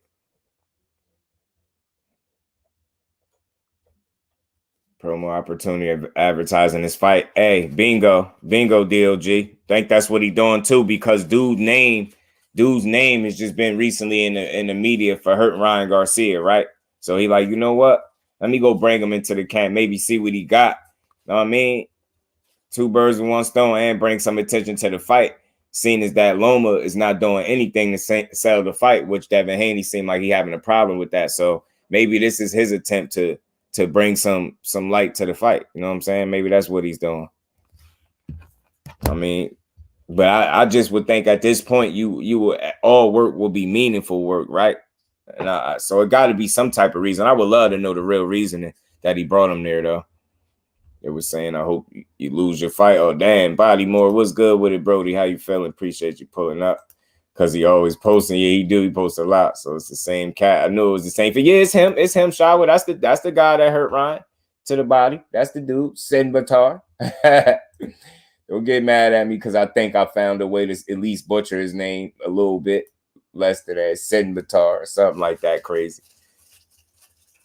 He do post a lot, though. He be posting that work, though, man. Dad be putting in that work. I ain't gonna lie. He look like he in phenomenal shape right now. But, again, I'm pretty sure he probably ain't cut, really start that weight cutting just yet. Weight quick, though. Right. Sin Batar. Oh, hold on. I got it in another video. Give me a second. I got you. Because he got a weird, he spell it weird too. He got a weird spelling to it. Give me 1 second. I got you. See, that's him. That's him, y'all. That's him in the gym right there. So I want the knife. All right, you spell. All right, hold on. I got you. But that's him. That's dude. You can see the knee pads or the knee, whatever he got on his knees. That's them, and he just had that same type of shirt on. It's him just getting jabbed or whatever he getting in this little flick right here. But that's 100%. That's him for sure. I got you, Shower. Let me see. I got you. I had it in here. He got a weird name.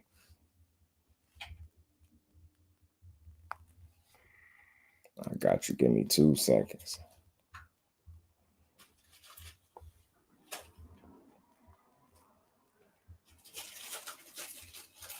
Y'all punch that like button for your bro, man. One time for the one time. They starting to troll Ryan. I'm sorry. Are you okay? Yeah, they on his ass, man. They on his ass, bro. They is on his ass.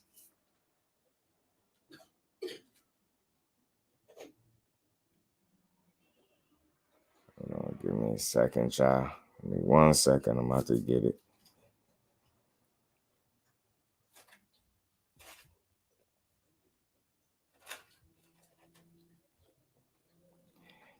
Oh, all right, there we go. Hold on, y'all. I'm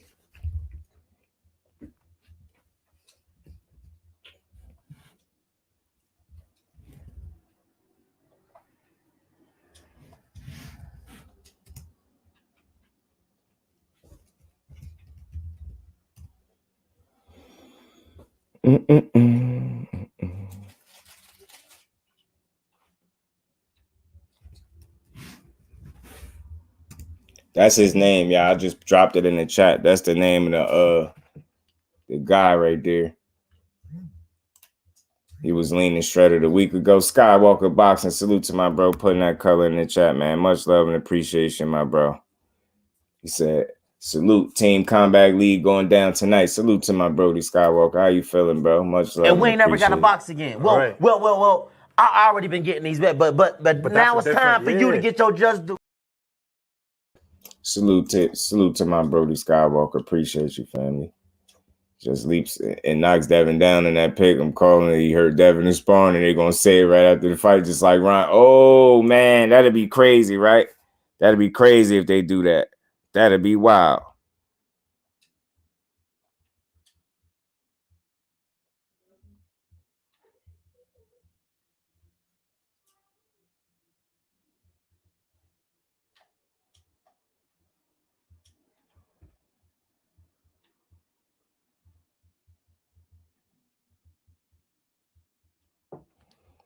Oh shit.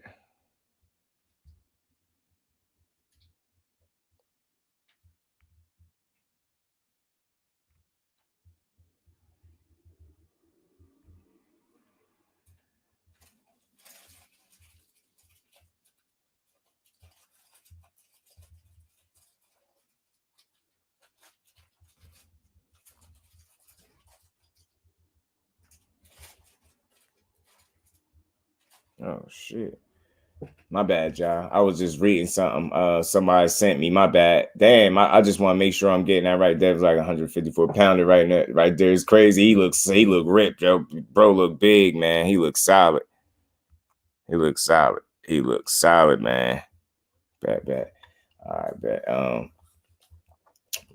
My bad, y'all. Ryan gonna have him getting a lot of work. Dev starting to be trollers and selling and marketing himself, which is genius, whether using tank or not. You know what I'm saying? F everything, just want the belts extreme. Yeah, no PR. I think Loma don't care about the numbers. That's something I was gonna talk about too. I don't think Loma cares about the numbers. I think he cares about winning. I think he's really hell-bent on winning. He got the name of the Earthbender. That's his name, y'all. That's his name. I got it for y'all. That's his name. My snake comment before Haney hit you up. Y'all give me 2 seconds, y'all. Give me 2 seconds. Y'all smash that like button for me. Let me just see something. This is boxing related. Let me.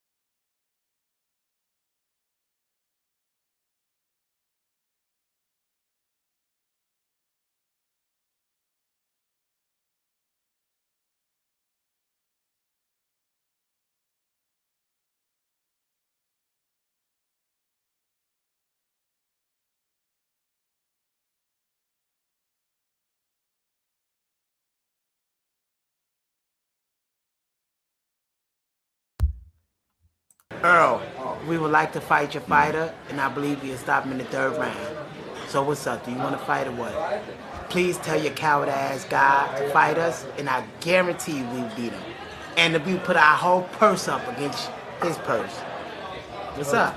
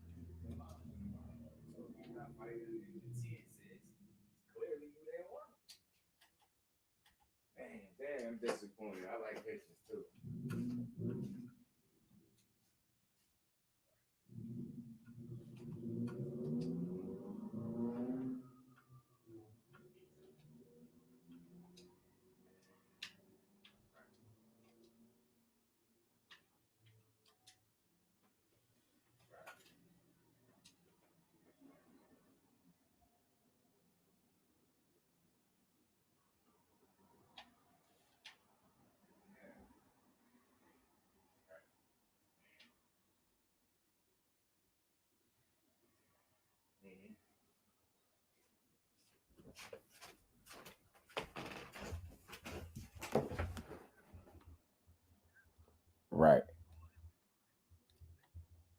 Yeah.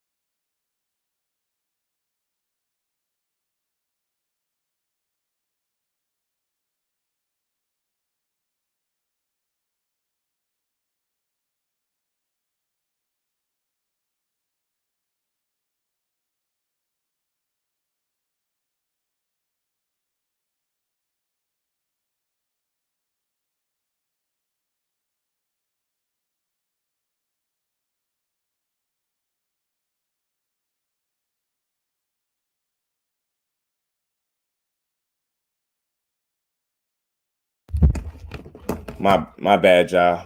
Much apologies, man. Pardon me, y'all.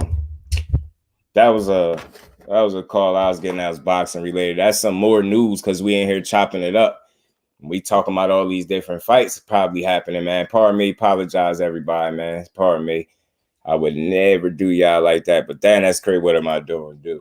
I just had a phone conversation about a situation, like, because a lot of us was waiting for Tank and stop Frank late. Haney can just jab and clinch all 12. Shakur can just outbox him, but none would be easy. They will earn it. All facts, they will earn it. G5, Fizzle was good with it, Jack. Appreciate you stopping through. Trying to figure out where all this coming at. Frank, like, it's sweet. Yeah, I think this one right here is to get his name out there. I think it's to get his name out there and to generate some buzz and interest to his son. You get what I'm saying? And like that's the way he doing it, I'm guessing. You know what I mean? I ain't knocking him for it, but I peep the play. I think that's what you're doing. I ain't mad at it, have at it. But that comes with something, because people in this day and age, we ask people to stand on business and be about what you talk about. So if you're gonna call out Frank Martin, say he a coward, you will stop him in 3, and you will bet your purse, and that stuff sound good for you know, a sound bite. But let's see if you really gonna stand on it. And I like K Dawson and his pop, so let's just see what transpired from it. But yeah, man, yeah, my bad, y'all. So look, family, I might as well share this with y'all, being that I had y'all on hold for a second. So I just got a, you know, a call, or I just called somebody, and yeah, you know, your boy, man, your boy got some solid people that be having some real facts and some. All right, so look, y'all know Richardson Hitchens had that fight lined up with the guy, what was his name? Igashev or something like that. Igashev. It turns out that Richardson Hitchens and Igashev is not gonna fight. It's gonna be Matias, I believe, Matias and Igashev. And let me get to it. Let me get to this real quick.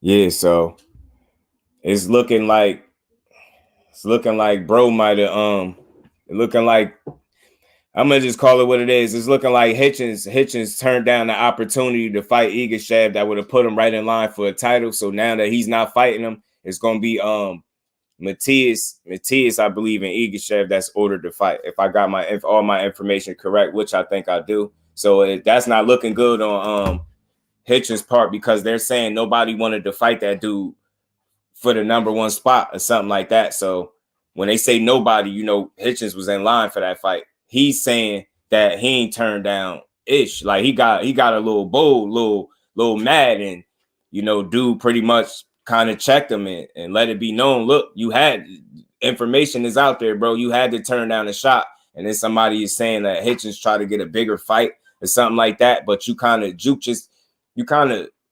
you know, you played yourself in a situation because you had that lined up right there for you, and you would have took that to put you right in line for the title that you say you want. But they're saying he's trying to get a bigger fight. But by you doing that, you might have just kind of forfeited an opportunity to put yourself in prime position for a title. Igashev wouldn't have beat no damn Richardson Hitchens, bro. He would have beat that dude ass. He would have beat his ass, bro. I know he would have beat his ass.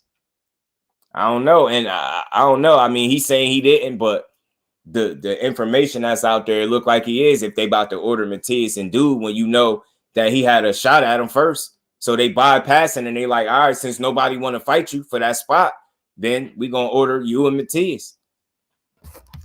What's his name? I got you. Give me 2 seconds, Faye. You know these dudes got these crazy names, man. Man, that's crazy.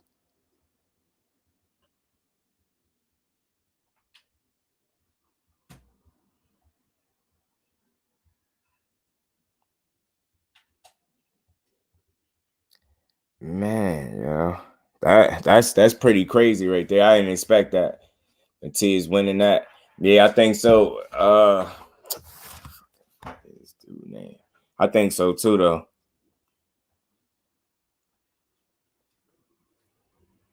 Damn, man. Yes. Yeah, man. Salute to the homie, man, for the information. Salute to the homie Pac, man. ATL Tay, man, with the exclusive info, man. And look, it is what it is. I don't kick smut on no fighter name. I like Hitchens. I rock with him. I know he'd beat that dude. But if that fight, they kind of just went past the option because you didn't accept it, and they put him and Matias in there. That's going to directly say that you didn't want the fight, or you just didn't take the fight. I don't know if you turned it down, but you didn't accept it. So I don't know which way you want to look at it, bro. I just don't know. I don't know. And I rock with him. I mean, it's weird, bro. That fight takes Hitchens. Bro. Straight to it, though. Straight to it. When beat him up, you get right to it. So now that nobody's fighting dude, it's going to be Matias and dude fight. Get what I'm saying? So, man, It's complicated names. Yo, I'm telling you, bro. I'm telling you. J.A. Dixon, what's happening with it? Regis probably happy as shit, man. Man, I want to know what he gonna do next. You know what I'm saying? Some of the anti-Russ pull out of that fight. All of us knew he was gonna win. Right. I don't get it. And again, to be fair to him, I'm guessing they're claiming they're trying to get a bigger fight. But I think in doing that, you could kind of trick yourself out of position because the opportunity that you searching for, they were lining it up for you. You get what I'm trying to say? They lining the opportunity up for you. So I don't understand, bro. I don't get it. You gotta take that. Man, bro. And I think dude a beast too. So that just caught me off guard. I didn't expect that, bro. I ain't expect it. It is what it is, though. You know? We're gonna see how it all play out. We're gonna see if it's something he could come out with that's gonna say otherwise, but I don't think so, bro. Especially if a fight goes ahead and you miss this opportunity altogether, bro. It's gonna look bad, man. It's gonna look bad. AJ64, appreciate you pulling up, doing double duty. Said your other phone died. Much love and appreciation for coming back through. Let's see how it turns out, right, Teach? That's all. Hitchens gonna get bashed now. Yeah. If it's out there, yeah. About fighting the chance, maybe his trainer turned it down. Promoter, yeah. I want to see what the rest of it is, right? I want to get the. But as it stands, like. Somebody didn't accept something. Somebody didn't step up and they went ahead and now proceed with a whole nother fight because of that. So that's just me reporting it as it was said. And man, salute to Brody, man, for the information. I appreciate that a ton, man. Again, I appreciate building with people and when they drop something in my lap, man. So, you know what I mean? I just thought I'd share that with the famo. That's crazy, man. You think he can stop Tank? Yeah, right. He do, right? I think he get hit too much. Bro. I think Matias get hit too much. I think Regis beats him. Possibly stops him too. Get hit a whole lot. I'm out for turning down great opportunities to put you where you claim you want to be. Yeah, Body More. I'm gonna give him the benefit of that. Like Ash said, like I'm gonna see if anything more comes out. But I'm just reporting as it is coming across the desk. So. It is what it is, you know what I'm saying? I don't kick no smut on nobody. I don't do that. I know dude a real fighter. I done vouched for him a number of times on this channel. I say he's a real fighter, but that move, you just gonna have some explaining to do. You know what I'm saying? So right. Yeah, especially if that's the case. Appreciate you, AJ. Much love, Brody. Yeah, right. Not accepting trainers and fighters turn down fights, but you calling out 35-pounders. Yeah, right, man. Right. Man, it's just crazy, man. So, man, we're gonna see. We're gonna see how this play out. It's a bit crazy, but something else I wanted to build with y'all on too, though. You know what? I'll just pull it up real quick. I got one more clip for y'all to listen to and see. Y'all see why I got Andrade in the thumbnail, and it's a little quick interview he did speaking about the fight. And again. The reason why I'm speaking about this, because the other day, remember, I was speaking on Charlo's side of it. You know what I'm saying? And what he was speaking on in terms of making the fight with Andrade, right? So now this is, Demetrius Andrade speaking briefly on the situation himself. So what you hear is two fighters that's both seeming like they kind of understand the opportunity that will present itself if they're to fight each other. And I think that, it's an effort for them to get on the same page so they can actually make the fight that we've been wanting to see before people lose interest in it, right? You know what I'm saying? So, right. Because he a real fighter, so I want to see what else happened. But as it stands, I'm just going to be real. We solid over here. We just got to call it what it is. And we're going to see if it's some other information or something that transpired in between time that led for this to go this way. But we're going to see. You know what I mean? Steph, what's good with it, Brody? Appreciate you stopping through. Be well, just do. Be busy at work here this week. Tough day. Much needed message from Ricky Will, right? He was cooking right when the word call come. Praying for me, praying for you, me, and them, man. Much love to my bro Steph, man. Peace and blessings to you, Brody. All love too, man. Don't work too hard over there. Prime welterweight Garcia versus Tank, who y'all got? Prime lightweight. Oh, you talking about Mikey? I'm still picking Tank. Charlo needs some mental strength. I think he could find it in his bro. You know what I mean? Starting to go, Tia was showing us Bulls getting top ranked fever. It's hard to break out of that mold.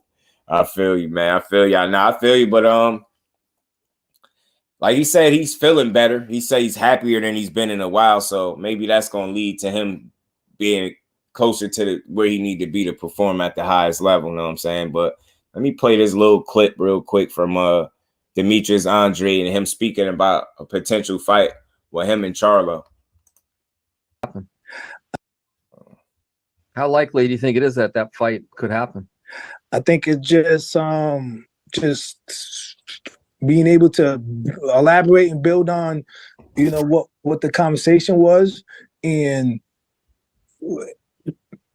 pretty much enticing the situation, man. It's just business talk, just like anything else, yo. We gotta like, you know, wheel and deal. I got it. So I'm doing my part to show, not like it wasn't even for you guys. We've been having this conversation a long time, a while ago. I didn't talk to other people, but you know what I'm saying? I put the ball in his court. He wants to go and whatever, cool. All right, we can talk a little bit about it, but details are still between me and him. But let's not, you know, do what we're doing, and we got to make something happen. You know what I'm saying? So what he's saying is pretty much, let's not do all this talking and no fight happen. So again, you heard CHARLO's side talking about, you know, how they talk for an hour or whatever the case is about making a fight. Fast forward, you hear Andre also going on this podcast speaking about it. And you really see that he's serious about making this fight with CHARLO. Now, I think this fight was long overdue anyway. I think it should have been happened, right? So I don't think it's too late. I don't think guys are, you know, it might not have been right when we wanted it, right? But I think both guys still being undefeated, still being quality fighters, depending on what version of JERMALL CHARLO comes back when he gets back in the ring, right? Think if he comes back and returns to form, that's definitely a fight that we all would still want to see, that would be entertaining, and may the best man win. You know what I'm saying? But I think, again, y'all, that's part of how fights getting made, man. The fighters have to be on the same page. Let me just use another example. You see CHARLO in another situation where he's going straight to the source and speaking, and people are speaking directly to each other. I think that's how you make these fights happen, bro, instead of just barking on social media. And you see even DEMETRIUS Andre here, when he was speaking on it, he wanted to touch on it. He touched on a few details, but he didn't go too crazy on it because it's like he don't want to give out too much. He want to really iron it out with the person that can actually make the fight happen, not sit up here and discuss all the details openly with y'all and then no fight happen. So I don't know. Sometimes I could read between the lines. I see what Andre head is at. He really don't want this conversation to result in no fight happening. He really want this fight, and I want it for him. It's a meaningful fight. It's a name. You know what I mean? And again, it's not always about winning and losing. Like, you know, that's the name of the game, right? But what I'm saying is, when you get into quality top fighters in the ring, your career continues whether you lose or not. You get what I'm saying? Your career continues because you went out there and challenged yourself against the best. And who don't want to see a guy going out there, like, who's going to knock a guy for truly losing to a top fighter? You get what I'm saying? Both of these guys, they've been quality fighters in multiple divisions, things like that. Champion in 54, champion in 60. You get what I'm saying? They got a lot in common. So I think this fight will do good. I think people will tune in to it, especially if JERMALL CHARLO is able to come back and return to form, anywhere near his form. It'd be great for boxing, bro. Be great for boxing. It's something that I want to see for real. See Andre getting aged out. That's Body Moore. That's why he on it, bro. He said it himself. He said, yo, I'm 35. I got kids, man. It's time to make these fights right now, yo. We'll wait with CHARLO and Andre be at. I think 68, bro. I think 68 thrill because he's already flirted with the possibility of going there, right? He's already flirted with the idea of going to 68. So and Andre already had a fight there. So I think CHARLO need to go ahead and make that move, man. I really do. Definitely needs to happen 2023, man. Look like he's slowing down a little. Right, Body Moore. That's he at that age, Body Moore, 35. You get what I'm saying? Where it start to get where it's definitely important for Andre to stay active. You know what I mean? Active. You need the most out of your body and your career. And how you do that? Staying active. You can not afford for the rest of the time that he's active, that he's boxing. I think the last thing he could afford is another layoff. He can't afford it, yo. The career can't afford another layoff, bro. He don't need it. CHARLO interview tears for sure for me too. Had some relationship with my older bro as well, and my best friend over in Colorado. Sometimes be better when they killing it, right?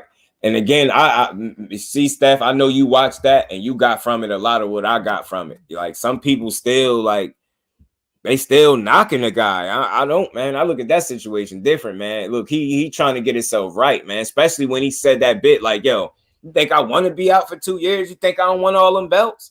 Like, bro said, I did a live just strictly on that a couple days ago. That I Am Athlete interview, strictly on that, bro. Just to break that down. And man, I felt Charlo. You think I don't want all them belts? You think I don't want to go out there? Know what I'm saying? But then again, he said, you know why I'm okay going through what I'm going through? Because my brother gonna go get it. And I said this before. If he need any, like, you know, motivation, you can find it in your brother, because he killing it right now. But Tank and Ryan set the stage. Facts, bro. Body more. Cross promotion. I'm telling you, everybody need to get with the program. Y'all, everybody claiming they all business savvy now, right? So y'all all need to take a page out of Tank and Ryan book and realize that them being on separate sides of the street probably is one of the reasons why the fight did what it did. So people need to take notes, bro. When McGee gonna fight somebody body more. June 10th, McGee is fighting Derrick. I know he's a bit old now, a bit longer in the tooth, but that's who he fighting. I know that's a decent step up, right? Even though dude is older, that's at least somebody that we could recognize with, that we know is a decent fighter now. What he got left remains to be seen, but that's who he fighting, body more. He fighting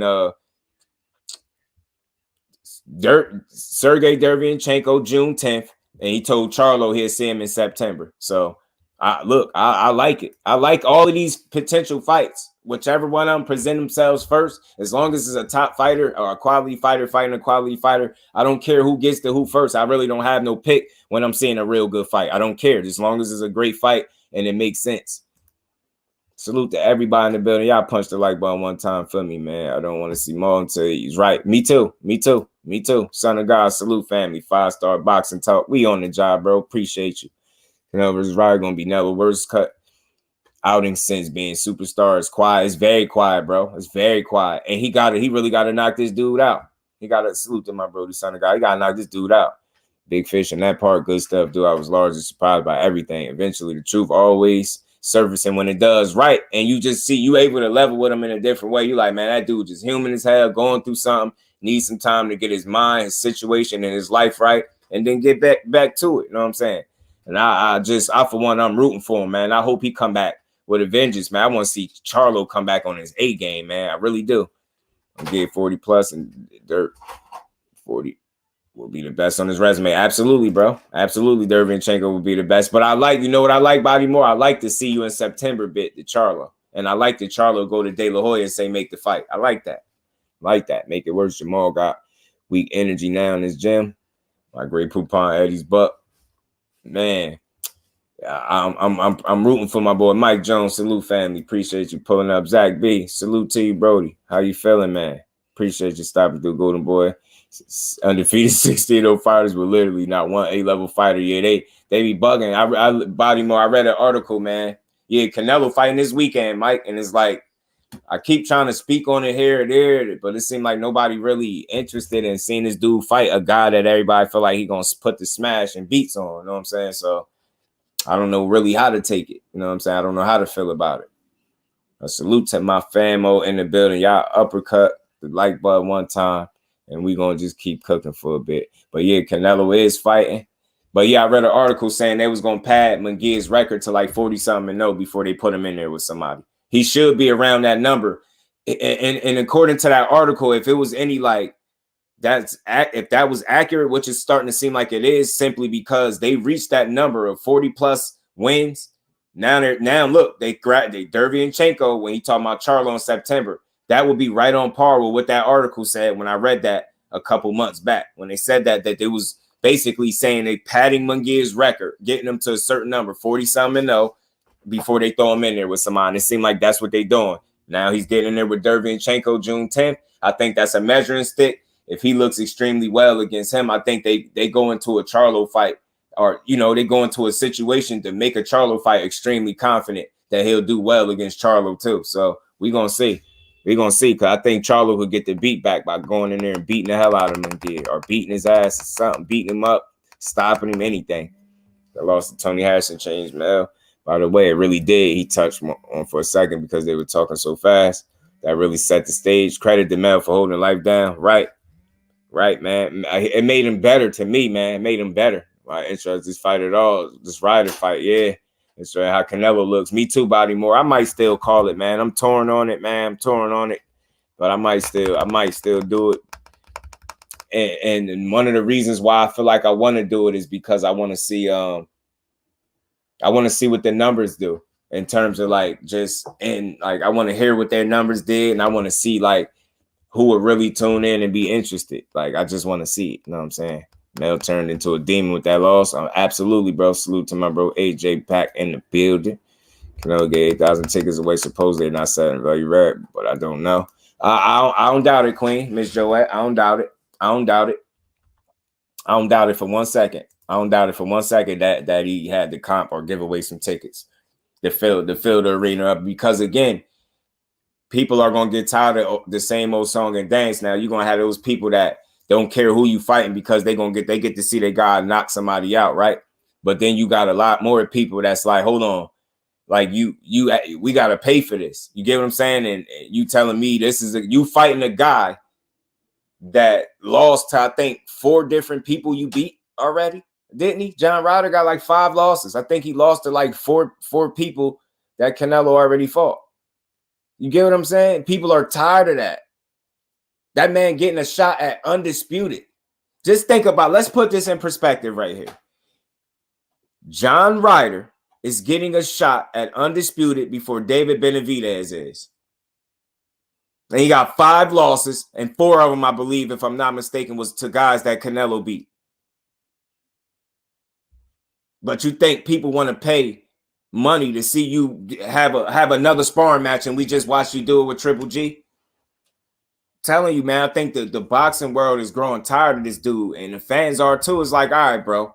Like, all right, man, it ain't like you fighting on free TV and you just fighting any old bodies. We got to pay to see you. You have a responsibility to fight quality opposition, bro. Don't nobody want to see you go out there and just make money, because your money does nothing for us. We want to watch a great fight and we're going to pay our money for it. We don't want to watch a fight that's just there for make you look good so you could pad your record, maybe possibly get another KO on your record because you ain't had one in a while. You get what I'm saying?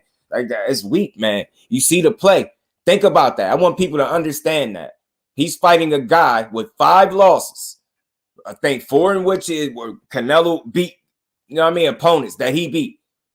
He about to get an undisputed shot at all the titles before David Benavidez, who is still undefeated and fought about 2-3 title eliminators in a row. And that's what boxing is doing right now. No, let me rephrase that. That's what Canelo is doing in boxing right now. Because he undeniably picked John Ryder, and people called it. People called it months before they announced this fight. People said he was going to go fight John Ryder. And they it's like people don't understand why you're getting tired of them. It's the same old song and dance, bro. You have a responsibility. You out here getting paid crazy amounts of money to go spar with people. What is wrong with you, dude? If you feel like you too old and you really want to pro golf, because you talking about being a pro golf, retire. Retire with the belts. Do something. Retire, bro. Don't nobody got time to keep watching this dude fight a bunch of gimmies. Then they talking about he doing it like Mayweather. No, he ain't. No, the hell he ain't. John Ryder, bro. He better look spectacular against this dude, bro. Nothing, bro. Beat a guy in what was his name? Dude that was end up injured in the fight. I think that he was winning. Like, man, he ain't did nothing, bro. He ain't did nothing. Ray tired of their BS fights. I'm telling you, sorry, and I saw the Hispanics stacking their records with nobodies and calling themselves the best. Ain't it? Call that shit out. Fact shower. And even some of the Mexican fans are sharing some of them same sentiments. They're aware of what he's doing. And speaking of him, another thing they say, he's not even a top 10 of all time Mexican fighter. Not even a top 10. They say he's very talented. He's a good fighter, but he's not even a top 10. Say he's not even a top 10. I believe Teddy Atlas said he's not even a top 10 Mexican fighter. Period. Suleiman made him another special belt along with the undisputed belt. Yeah, right. Yeah, hey, Body Moore, you seen the belt falling apart, bro? Did you see the belt falling apart? You ain't see the pieces falling out the belt? And dude, I think it was it John Ryder picked it up and handed it to Eddie Hearn? It was the pieces falling out the belt. I mean, belt falling apart and shit. Take Bud with you, click that. especially if you ain't trying to fight nobody. Especially if you ain't trying to fight nobody that the people want to see. You know what I'm saying? He's Zach Parker. I couldn't think of his name. Broke his hand or something. Right. Couldn't finish the fight. Zach Parker. And then beating Zach Parker gets him that.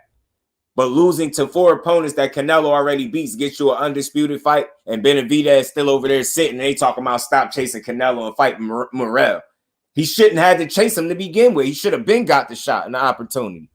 It was really the big bro. I found that out in the interview. All looks up to Mel. I love the relationship they have.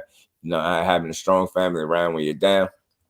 I think, no disrespect, I think Mel is a little, I want to be like respectful how I say this. I think Mel mentally is just a bit tougher. Can I say that? It's just a bit tougher. That's what it seemed like. Like he's showing emotion. Mel over there talking about, I'm heartless. I'm heartless. And he looked dead serious. You know what I'm saying? So it's like, it's just a little there. He's just mentally a little tougher and probably a little cold-hearted, which makes him like, he don't get in touch with that side of things. Like Maul is doing it, but Mel like, man, hell no. I'm heartless out here. So it's just a little bit different. Parker Ryder was a sleeper. Right, it was, for sure. For sure it was. Definitely want to see Benavidez and Morrell. Me too, though. But we're going to talk about that as well, because you see I got them in the thumbnail as well. And everything I'm bringing to y'all is fresh in terms of me hearing it. Like, or not even me just hearing it, them reporting on this. Like, this ain't no old article I went and found and talk about with Ronnie Shields. This is very recent. This is up to date from what he said about this fight with him and with Morrell and Benavidez. Check that raggedy belt out. Yeah. It was falling. It was pieces falling out of it, bro. I think that's the real one. Eddie Hearn looking, and dude handing him the pieces of the belt. People call out BS. The sooner we get better fights. All facts, Shower. And stand on business, Shower. We got a responsibility. We can make these people, like, you get what I'm saying? How we get their attention, we hit them in their pockets by not supporting the BS. And then they have no choice but to rock with us. You get what I'm saying? They have no choice but to give us more bang for our buck. They don't have a choice, bro. Right. All facts. That's another one. Salute to my bro Diaz coming in here, dropping the information. That's another one. And it's funny because I left Danny Garcia out the thumbnail, but I downloaded a video because I seen him back in the gym. And I was just asking who he gonna fight. And that's what's coming up. Arizlandi Lara and Lara and Danny Garcia, August 5th. And I think it's at middleweight, I believe. Middleweight. I think they said it's at middleweight. Eddie's blocking talent. Getting Canelo fight drop, just at the job, they promote someone just so you can't get the position. All facts, bro. That's exactly what he doing. You know what I mean? Facts. I'm with you, Steffi. I'm with you. And I enjoyed that whole interview. I almost played the entire thing. It was only like 10 minutes more that I didn't play, but I played pretty much the whole thing. It was the smoky, aggressive facts, and the loss made him turn up more. That right. We matter. Our dollar matters, Shower. Like, that's how we hit them. Like, we ain't got to throw no fit, boycott, no fights, all that weird radical stuff people be talking about. You ain't got to do none of that. Don't support garbage. Don't support things that, like I say this all the time, and I'm gonna keep saying it. Do we go to movies now? With the exception, every now and then you go pay for a movie you ain't want to see, but you ain't know it until you get there. But we don't go to the movies and go pay for the movie we don't want to see. We don't go to a restaurant and order the meal that we don't want. We don't go to the mall and pick out the outfit and pay for the outfit that we don't want. You get what I'm saying? So why is it any different when it comes to fights? We got to make sure that the powers that be understand it's not the other way around. It's y'all don't get to determine what's worth our money. We determine what's worth our money by the fights that you give us. Despite people trying to crap on the Ryan Garcia and Tank fight, look what it did. So obviously people was interested in it enough. You get what I'm saying? So, and people supported it, right? With all this pirating and this fire sticks and the stealing of the fights, it still did numbers, right? Because it was something people genuinely had an interest in, whether you want to admit it or not, whether you wanted to see just how Ryan would look, how Tank could knock him out, whatever you thought, people paid attention to it. A lot of people. So don't give me the boxing is dead bit. Nah, it's dead. What's dead is y'all giving us BS cards and telling us we got to pay for it. That's dead. That's dead in boxing. Boxing ain't dead. Let's be very clear. But we are not paying for garbage. You got these gimme fights. What's the likelihood of Canelo losing to John Ryder this weekend? And that should just piss you off because he got an opportunity at undisputed, bro. You out here, Demetrius Andrade in his third weight class with this dude, and he still ain't get a shot. Man, Canelo he could really piss me off, man. He could. I don't care. I mean, I don't care what work he put in. If you don't feel like you got to move like a champion, either vacate the belts, nobody will demand none for you, or retire. Don't nobody want to see you no more. Talking about golfing. Man, get your ass out of here, man. And ain't nobody calling him out for all the drinking he be doing in public, serenading, singing songs at karaoke night to his wife. Wasted. Tequilaed up. No nobody be saying nothing about him. I'm just saying that's a lay off Charlo, man. People don't say nothing about Canelo serenading his wife. Nobody want to hear no drunk dude singing to his wife and he can't sing. You know what I mean? Yeah, Ryder really think he deserved his fight, talking about this wasn't no gift. What? What was it then? The hell, you lost to 4 people he fought already. What do you mean it's not you got 5 losses? Talking about it wasn't a gift. Then what the hell was it? Christmas came early for you, buddy. Christmas came for you in May. Very early, bro. You're not gonna tell me that. Nah, you ain't earned this fight. You don't Zach Parker off an injury, don't get no undisputed fight. Meanwhile, Benavidez got to fight title eliminator after title eliminator. You get what I'm saying?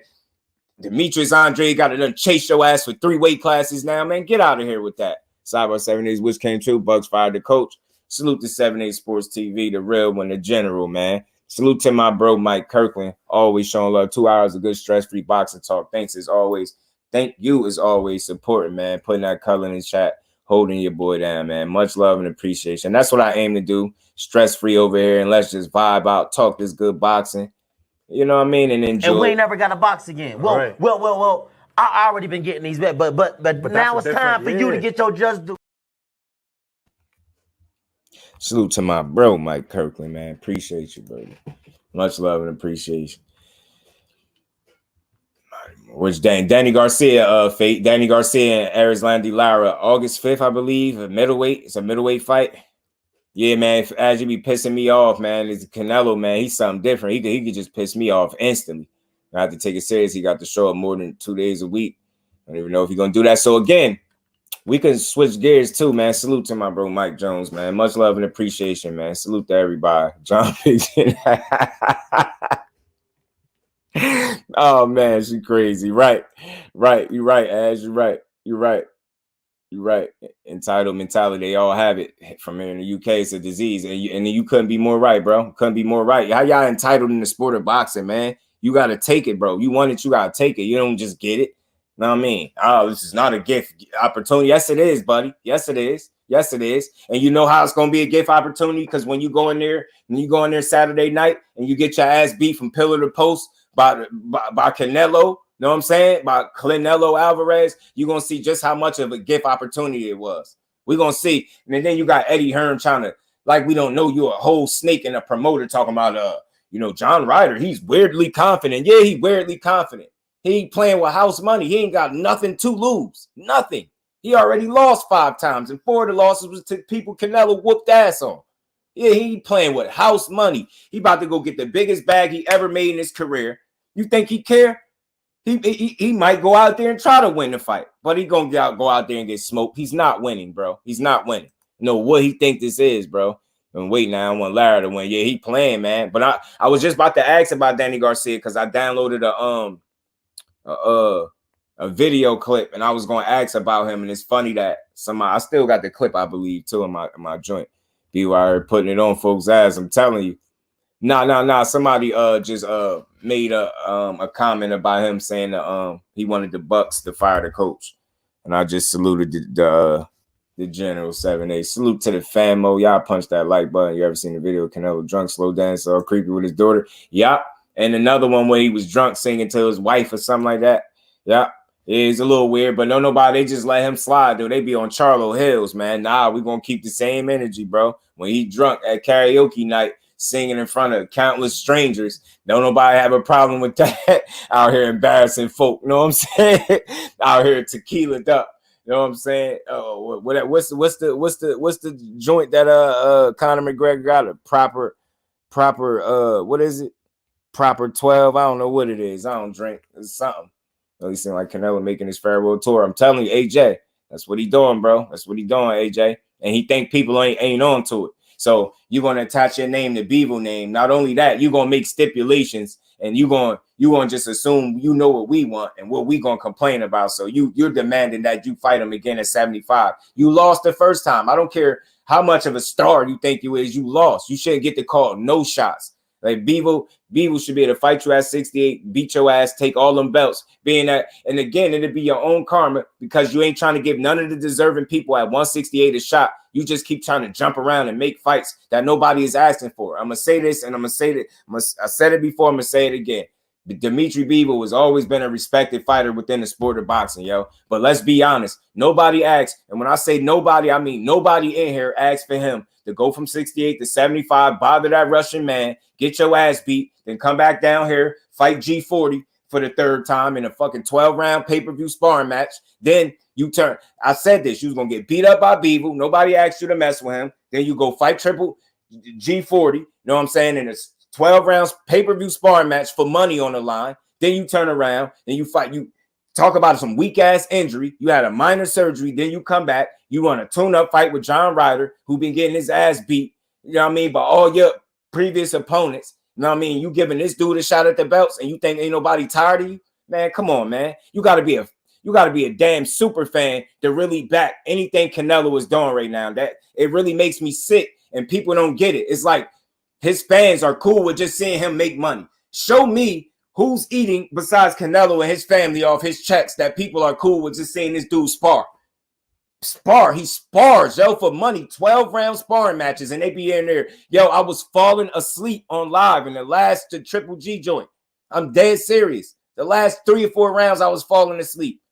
I ain't never fell asleep on no Canelo fight. I'm like, yo, he's clearly too old. Man, yo, G40. I swear, Triple She is another one. That's yours. Kirk Douglas, my bro. What's good with it, Kirk? How you feeling, Brody? And I'm just saying, and this is no slight notice. I'm not attacking his skill set as a fighter. I'm just attacking the moves that he made. It's all about business for him. Once it gets a fighter start moving like that, then you need to get out of the sport. You damn sure don't need to be holding no belts and be undisputed nowhere, not wanting to fight nobody. What you on? Come on, bro. You got to fight. You're out here picking fights with people that ain't bothering you. Bivol was minding his business in Russia, bro. Minding his business in Russia. You didn't go over to Canada and bother Better B, did you? So what made you go up there and bother Dimitri Bivol in Russia? You go bothering that man. He was minding his own damn business. You come over there messing with him.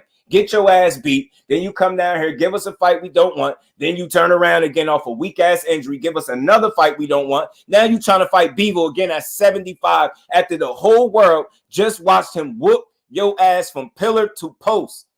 The entire fight. It was like a little brother fighting a little angry brother fighting his big brother, and his big brother halfway taking it easy on him. And then it got to the point Bivol started, you know what? You want to fight? Bivol start stringing them combinations together. Man, Canelo start looking tired. His face start getting all red. I'm like, yeah, he know he lost. After about 5 or 6 rounds, he knew he wasn't going to beat Dimitri Bivol. He knew it. And you could see the look on his face. Y'all don't believe me? It's fights you want to go look when you know Canelo know he losing or lost. You got Floyd. Floyd did it. Lara did it to him. Triple G did it to him in the first fight. You go look at his face. He know the dude know when he lose, man. His face said every time. In the middle of fighting Bivol, you can look at his face and tell he knew right then and there the only thing he could do was try to fight back, but he lost. He knew he wasn't going to beat him. He was like, man, damn. Got about 5th, 6th round. He was like, man, I don't even know why I got in here with this dude. Yeah, I'm telling you. You start seeing Bivol stringing them joints together. He was peppering his ass with them combinations. I'm like, yo, you lucky he ain't no concussive puncher because he would have knocked you out, bro. And in a rematch, he might put a hurting on your ass. I want to see how he look.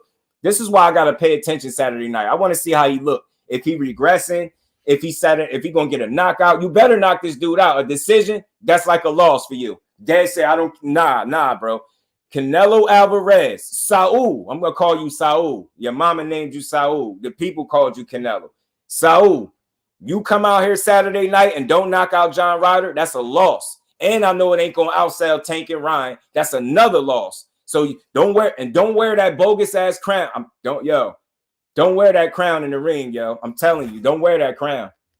Don't wear that crown in the ring, bro. I'm telling you, don't wear that crown in the ring. It's gonna make me not want to talk about you ever. Don't wear that. Don't wear it, bro, because you ain't moving like it. Don't wear it, bro. Don't wear that damn Burger King crown in the joint, yo. Don't do it. Leave that shit home. Leave that shit at Burger King where you got it from, bro. Don't wear that crown. Don't prance around. Don't, after you win the fight, put that, I'm telling you, don't put that crown on your head, man. I know I can see it coming. Don't do it, bro. Do not do it. If you don't want to fight Benavidez or nobody that really wants smoke with you at 68, don't wear that crown no more because you're not it, bro. And if your numbers stink, you definitely don't need to wear that crown. You're not it, bro. You're not it. You might as well go past the torch. Matter of fact, you should have been at the Tank fight putting the crown on his head after he smoked Ryan. That's what you should have been doing. You already bigged him up and say he like your favorite fighter because you passing the torch. You know Tank. You knew this day was coming. Canelo knew this day was coming. That's why he be talking. That's why you praise Tank like that. You knew this day was coming. You knew he was taking the torch from your ass. So you said, let me go ahead and jump on this bus right now while I can, man. Canelo ain't it, yo. And again, I'm gonna be clear. Not one time did I question his skill set or anything of the sort. It's all decision making. His moves is all for him and his family. That does nothing for us, the fans. No disrespect. I don't want to watch a dude make $45 million to spar nobody. I don't like no fighter that much. It's sparring sessions that you will watch that's worth more money than his actual fights, bro. And you got to think, just look at the list of things that's taking place. We was cool with Caleb Plant. We was cool with that. We was cool with Caleb Plant. You get what I'm saying? We wasn't cool with you bothering Dimitri Bivol because he wasn't bothering you, bro. We wasn't cool with that, but we was cool with it because we know he a quality fighter. But we didn't ask for that. Then you turn around, G40, third time. We didn't ask for that. Now you're fighting John Ryder. We didn't ask for that. Now you're talking about going back up there to Bivol. That's 4 times in a row. You not one time had the fans in mind. Not one time. And you telling me that's the face of boxing? Get the hell out of here. That dude is mid at best. He's an old 32. He got over 60 fights. He's been pro since he was 15. And I'm tired of watching him sit here and spar people for $40+ million. And word got back too. Yeah, word got back that you taking a pay cut. I heard you taking a pay cut because ain't nobody trying to watch you beat up people that you don't have no business in the ring with. And you know what pisses me off? He irresponsibly sat in front of the world and try to convince everybody that was listening that the reason I ain't fought DEMETRIUS is because he's a terrible fighter. But then you turn around and fight a guy with 5 losses and lost to 4 of the guys you beat. Make that make sense. I'm tired of that dude, man. Get his ass out of boxing if he don't want to fight nobody. That's all I'm saying. I'm questioning his mentality and his business moves. It's all for him. It's none. He does nothing for the fans, but he demands y'all money and then go out there and fight and then talk about golf. Don't nobody care about you in no corny. I don't watch golf, bro. I don't care. Boxing and golf shouldn't even be in the same conversation, bro. We talking about the hurt business. You over here talking about being a professional golfer. Don't nobody care about that, man. You might as well go ahead and retire now because we know where your head is at. You're going to keep fighting this European tour. You know what I mean? You're going to milk that till you can't milk it no more.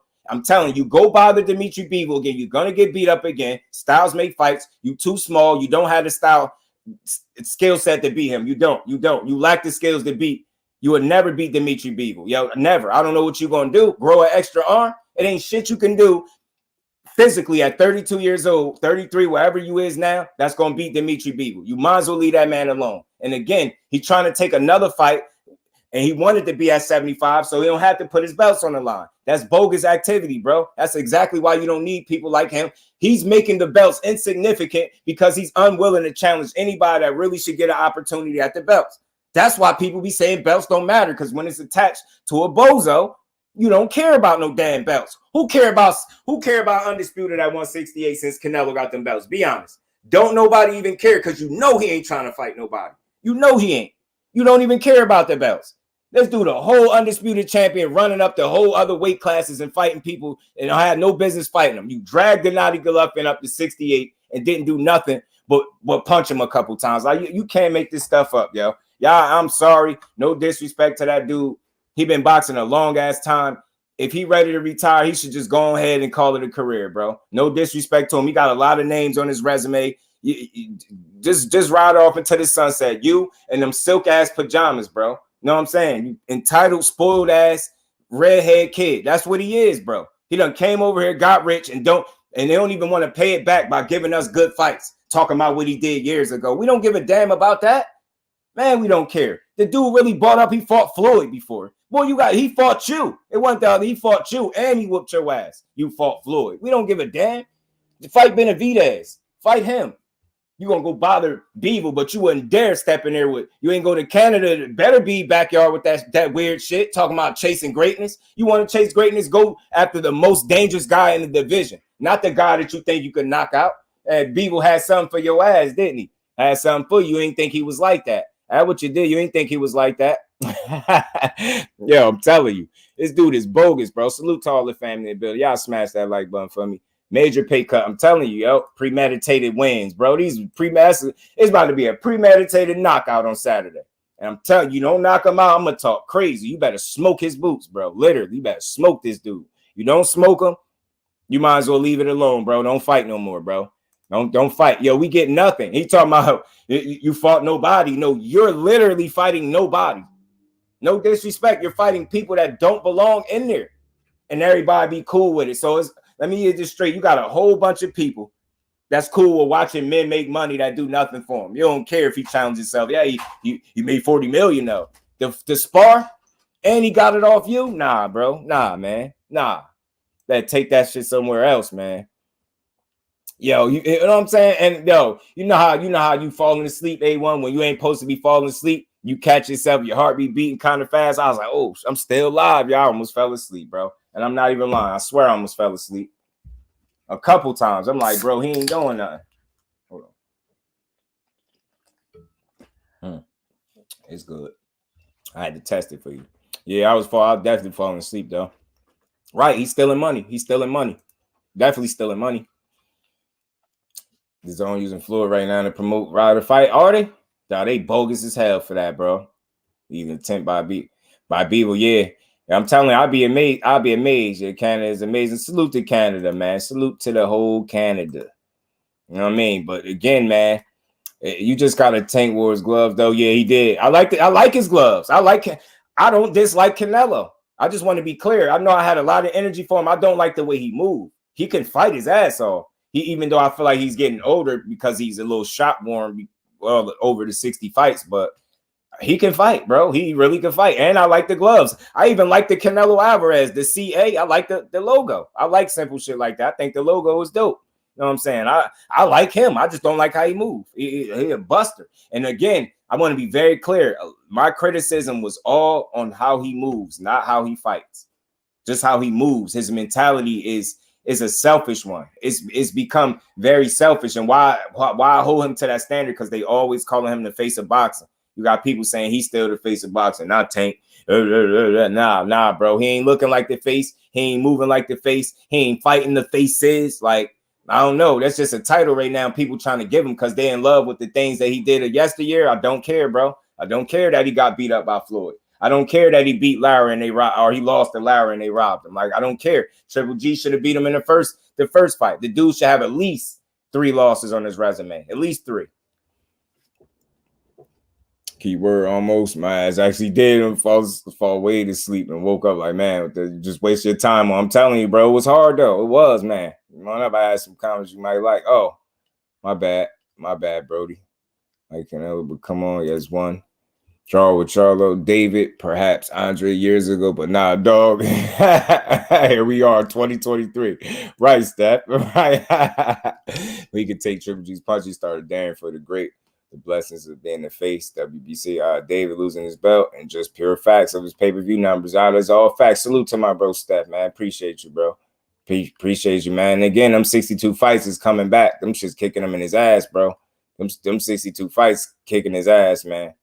Kicking his ass. And that's where, even when I start to criticize his skill set or where I feel like he is skillfully, it's not based on me trying to diss him. I try to put it into context why I think he's slowing down. I always said this. You've been pro for 17 years, turned pro at 15, 60 plus fights, bro. You think you're not slowing down and you over 30? Come on, man. You're not invincible. So naturally you would be slowing down. And anybody that's not willing to admit that is just a super fan and being mad weird. And it's going to look bad when he go out there and prove us right that Father Time is undefeated, because he's undoubtedly slowing down. When I seen the way that Triple G fight played, not just the Beaver fight, that's one thing, but the guy that you know you was beating and you really couldn't go for it and you just made the fight lackluster as hell. Nah, bro. You're hunger. You're not driven the same way. And then you find too much time to speak and talk about golf in between your boxing career. I'm like, all right, man, you distracted, you rich as hell. I can't even fully blame you, but it's like, stop cheating the people, bro. Give us what we want, or we ain't paying you no mind. And that's why people ain't really pushing your fight like that, because they tired of it, bro. Right. All facts, Shaw. It's like, I definitely respect him. I just don't like how he move as of now. Boxing life, never question his skills. Right, it's his mentality and move making. See what I'm saying? Because we know how to not tear the fighter down over here, right? I just attacking his moves and his business decisions that they strictly for him, bro. Strictly for him. They do nothing for us, the fan. AJ, Ant, what's good with it, Ant? Appreciate you pulling up. Canelo earned the right though to move. Nope. I hate that train of thought. Nope. And why I say no? Because since when do you earn the right to take people money and not give them their money's worth? You get what I'm saying? When you are on pay-per-view, it's a responsibility that come with that. You can't just reap the benefits, and that's what Canelo was trying to do. He just want to reap the benefits of being this fake face of boxing or having this elite status, and he's milking it. He's milking it and he's moving around like he privileged. Oh, because I accomplished this, I can move like this now. No, you cannot. The way you are moving is holding up a whole division. The way you are moving is giving us lackluster fights. This is what it's doing. It's doing nothing for the fan. You're losing people at this point. This is why you got people saying you're not a top 10 all-time great Mexican fighter. You're not. You're a good, very good fighter, but you're not a all-time top 10 great. You just not. You are not, bro. You know what I mean? He's just not, bro. And respect to him. I respect this, what he put on, what he did. Like, but your accomplishments mean nothing, because unless you're willing to not get paid or get paid way less, then you just don't have that right. Like people have to pay to see you. So, and again, nobody is going to go to the movie and pay for the one they don't want to watch. You got a list of movies. You're not going to go. You get what I'm saying? And Canelo and John Ryder is an option. You're not going in that theater, bro. Nobody's going to pay for that. And that's what I'm saying. Like, you got to get when you have to understand the responsibility. It's simple. You demand big money now. So it's a demand for you to fight quality opposition. It's very simple to understand. Like, but he want to handpick who he want to fight, and it's just crazy. Yeah, the Silk Sheet syndrome. Salute to my bro Mike. Appreciate you, bro. As he's still on roads, he's slowing down. All facts, bro. He is slowing down, bro. Slowing down.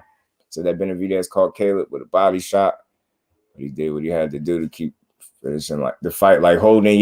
Yeah, right. He did. You know that he want what he doing in his moves. Yeah, we know what he doing. We on him, man. We on him. I look too good to be Steve, man. More like Stefan, man. More like Stefan, even though that's the same person. But salute to my Brody A1, man. Appreciate you. You're always clowning in the chat, man. Canelo just want to do that golfing thing. Yeah, that's what he want to do. Golf. You get us golf, and more golf. You get what I'm saying? That's all. And again, people take this criticism serious, but I guarantee you won't hear too many people that go this hard without killing him as the actual fighter and his skill set. I don't say nothing about it. I think he still can fight. But I know slowing down when I see it. I know slowing down. Yeah, they coddled him, man. Coddled him after a while, man. They just did. And the UFC fight this week. Who fight this week on the UFC, bro? I'll check it out if it's a good one. For sure. Yeah, that adjustment. Caleb, yeah, man, the tie up. Yeah, he started fighting in the clinches. And I think at that point, Caleb was tired enough and he was coming on strong enough. It was like the perfect storm. Like David Benavidez got the absolute wrong style if you're a guy that's going to get tired down the stretch, because he's not. But I will say this. He did get tired in that fight. He just, his conditioning is different. He can get tired and catch a second win. Caleb Plant get tired and he stay tired. You get what I'm saying? He get tired, stay tired. Benavidez got a little tired in that fight from the work that was being done on him in the first half. But I seen him get a second win, and he just started going for it. That dude different, man. Canelo now, because the old line doesn't have the speed and the power he must used to. David feels his power not going to hurt him. That'd be interesting to see if his power do hurt him. If his power can get the respect of Benavidez, he will lose. That's my fight of the year. Right, it was definitely one of the best ones that by far, and it could contribute to this potentially being one of the biggest years of boxing. You know what I'm saying? We just gotta keep getting these fights, man. Gotta keep getting these fights. I want to keep seeing them. I just hope we keep getting them. There's something else I'm forgetting something though. I'm forgetting something. I don't think Caleb will win. My way big in this Canelo fight is arguably one of the best UFC fighters coming out of retirement. Oh, Henry Cejudo. Okay, right. I'm hip. I know he is. I don't think Caleb will win. I went down and ended.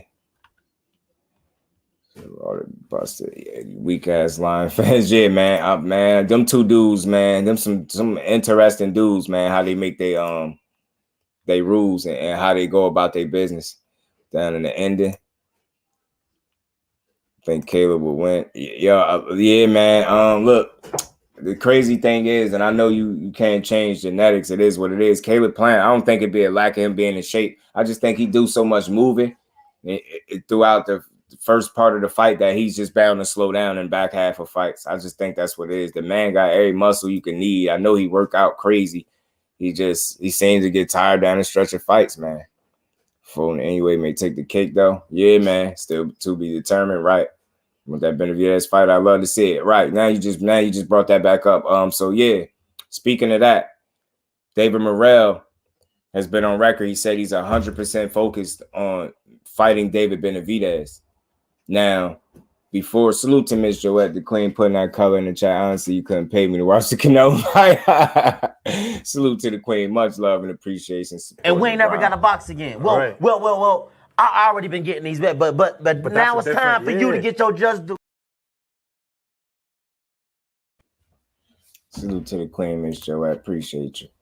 Yeah, but I think I might just to see what the numbers do, and I want to know what the fight itself going to do, or if they're going to try to be secretive about it. It's supposed to be a good UFC event this week. Okay, I'll try to tune into that too. Then okay, let me start working on the muscles and flipping. Yo, I'm telling you, I'm flipping run. I'm telling you, yeah, he be chiseled, don't he? And it's just like it just only leads to him getting tired down the stretch of fights. Scooter in the monster fight I got.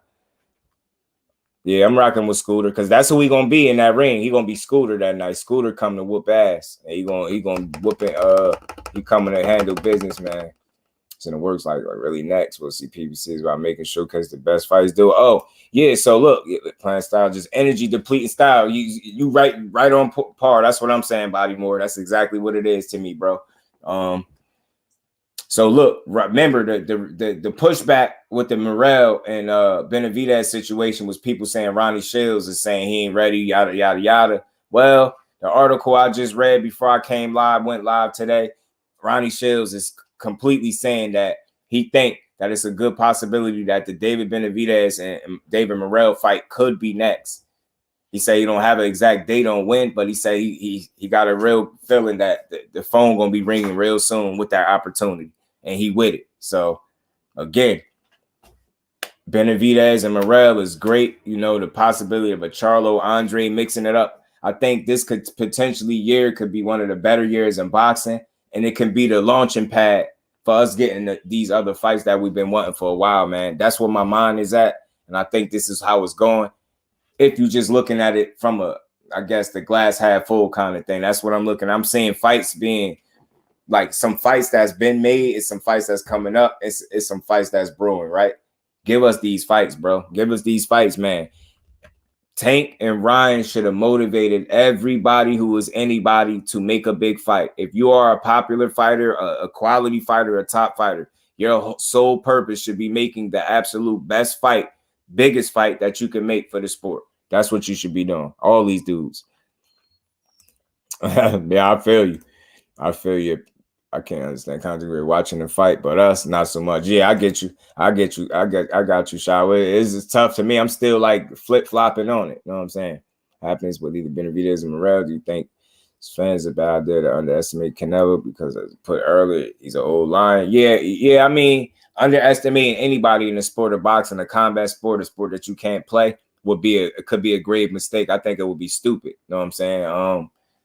For you to underestimate him, but I don't think the people that feel like they can beat him or do something with him are underestimating him. I think they just being realistic about the the slippage that's taking place and him slowing down a bit. You know what I'm saying? The wear and tear, all the fights. He comes off as a bit lazy to me too. He comes off as a bit lazy to me. But yeah, it'll be a mistake for anybody to underestimate him because that's the wrong fighter to underestimate. He got a ton of experience, a ton of it. And he's crafty in there. He's not without skill. He still can fight being an older guy. But I just think his approach is a bit more methodical, a little lazy almost. And again, salute to Cuzzo. So again, Ash, with this, I had put this in the thumbnail as well. I put both of those dudes in there. And it's crazy that they took a picture together too. It's funny that they saying that these are potentially two of the trainers for Ryan Garcia. Now, I seen somebody make a video saying it was Derrick James. They were saying they might be stretching, but they pretty much sure as him. Then you come to find out that's not the case because he posted about Dallas, Texas. And then I seen somebody say that he was going in the direction of the Ronnie Shields, right? So I'm just here to say I haven't found any evidence where I could say it's concrete that he went with either of these dudes. I think he's still in that process of making a trainer change, but these are the two names that came up, and I think either way would be good because these are teacher trainers. Is what exactly what Ryan Garcia need. You know what I'm saying? You need teacher trainers. You know what I'm saying? Better trainer than Joe's participation effort. Absolutely, bro. Absolutely, bro. I want Scooter to whoop NUA and let Aleem get next. Yeah, Aleem got a fight coming up too. Shawa, Aleem got a fight. Give me 1 second. Aleem got a fight coming up too. Give me a second. It should be in my DM. He said it was Ronnie Shields. Oh, okay. He said it was Ronnie. So did he? Did he confirm it? Did he confirm that it was Ronnie Shields that he going with?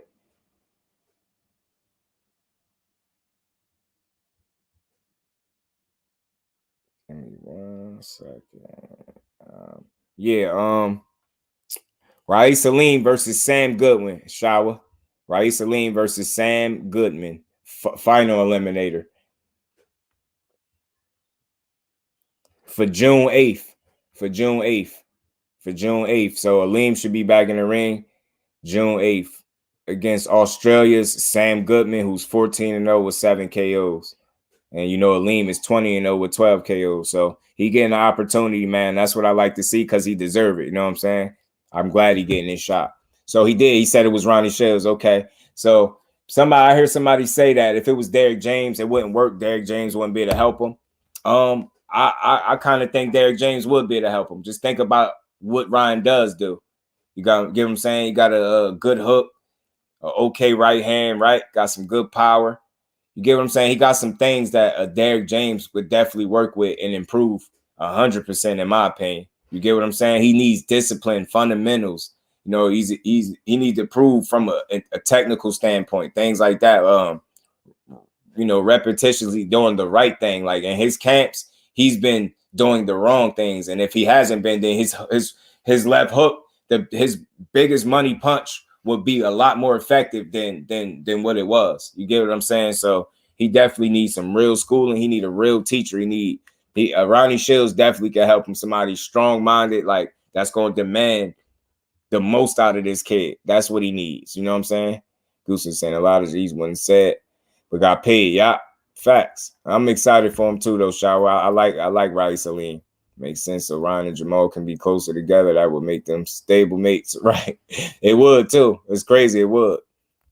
He can make the rules with coaches. Absolutely, AJ. He got to go in there and he got to go with a coach that he's going to buy into their system and their way of doing things and go out there and execute. If not, then he's going to find himself in trouble. Ryan, Robert Garcia, Ishan Salas. They're good trainers too. There's good trainers, but I think he needs to be taught fundamentals. He need to be like broken down and like, you know, just focus on basics and things like that. Derrick James is all about fundamentals. Exactly what Ryan. You see what I'm saying, guys? Self-salute to my bro. We share the same train of thought. You need them fundamentals tightened up, bro. Telling you, he could be a lot more dangerous if he tightened up from a fundamental standpoint and being more technically sound and like disciplined in the ring. Man, he'd be a lot more dangerous, bro. You see, he need to. I swear he should. Steph, he should leave. Golden Boy go right to PBC. James T. Deadly left hook. Body Moore. Come on, man. Sound like you know what I mean? That would be a good mix. But I think Ronnie Shields ain't a bad mix for him neither, man. And I like that he made this decision and he didn't waste a whole ton of time doing it. because I think it shows that he's definitely making an attempt to try to get better. I think him going with a serious trainer tells me that he's at least trying to take his career serious, and I could truly respect it. And in a weird way, Ryan is gaining my respect more and more as the days go on, because for one, standing on business, getting in the fight, getting left hanging by your promoter and your trainer and things like that, and then for you to really just stand tall in that moment, be a man, dap Tank up, get his number, like, you get what I'm saying, and then you went, fired Joe Goosen, didn't take too much time doing that, got him up out of there. Now you're going with Ronnie Shields.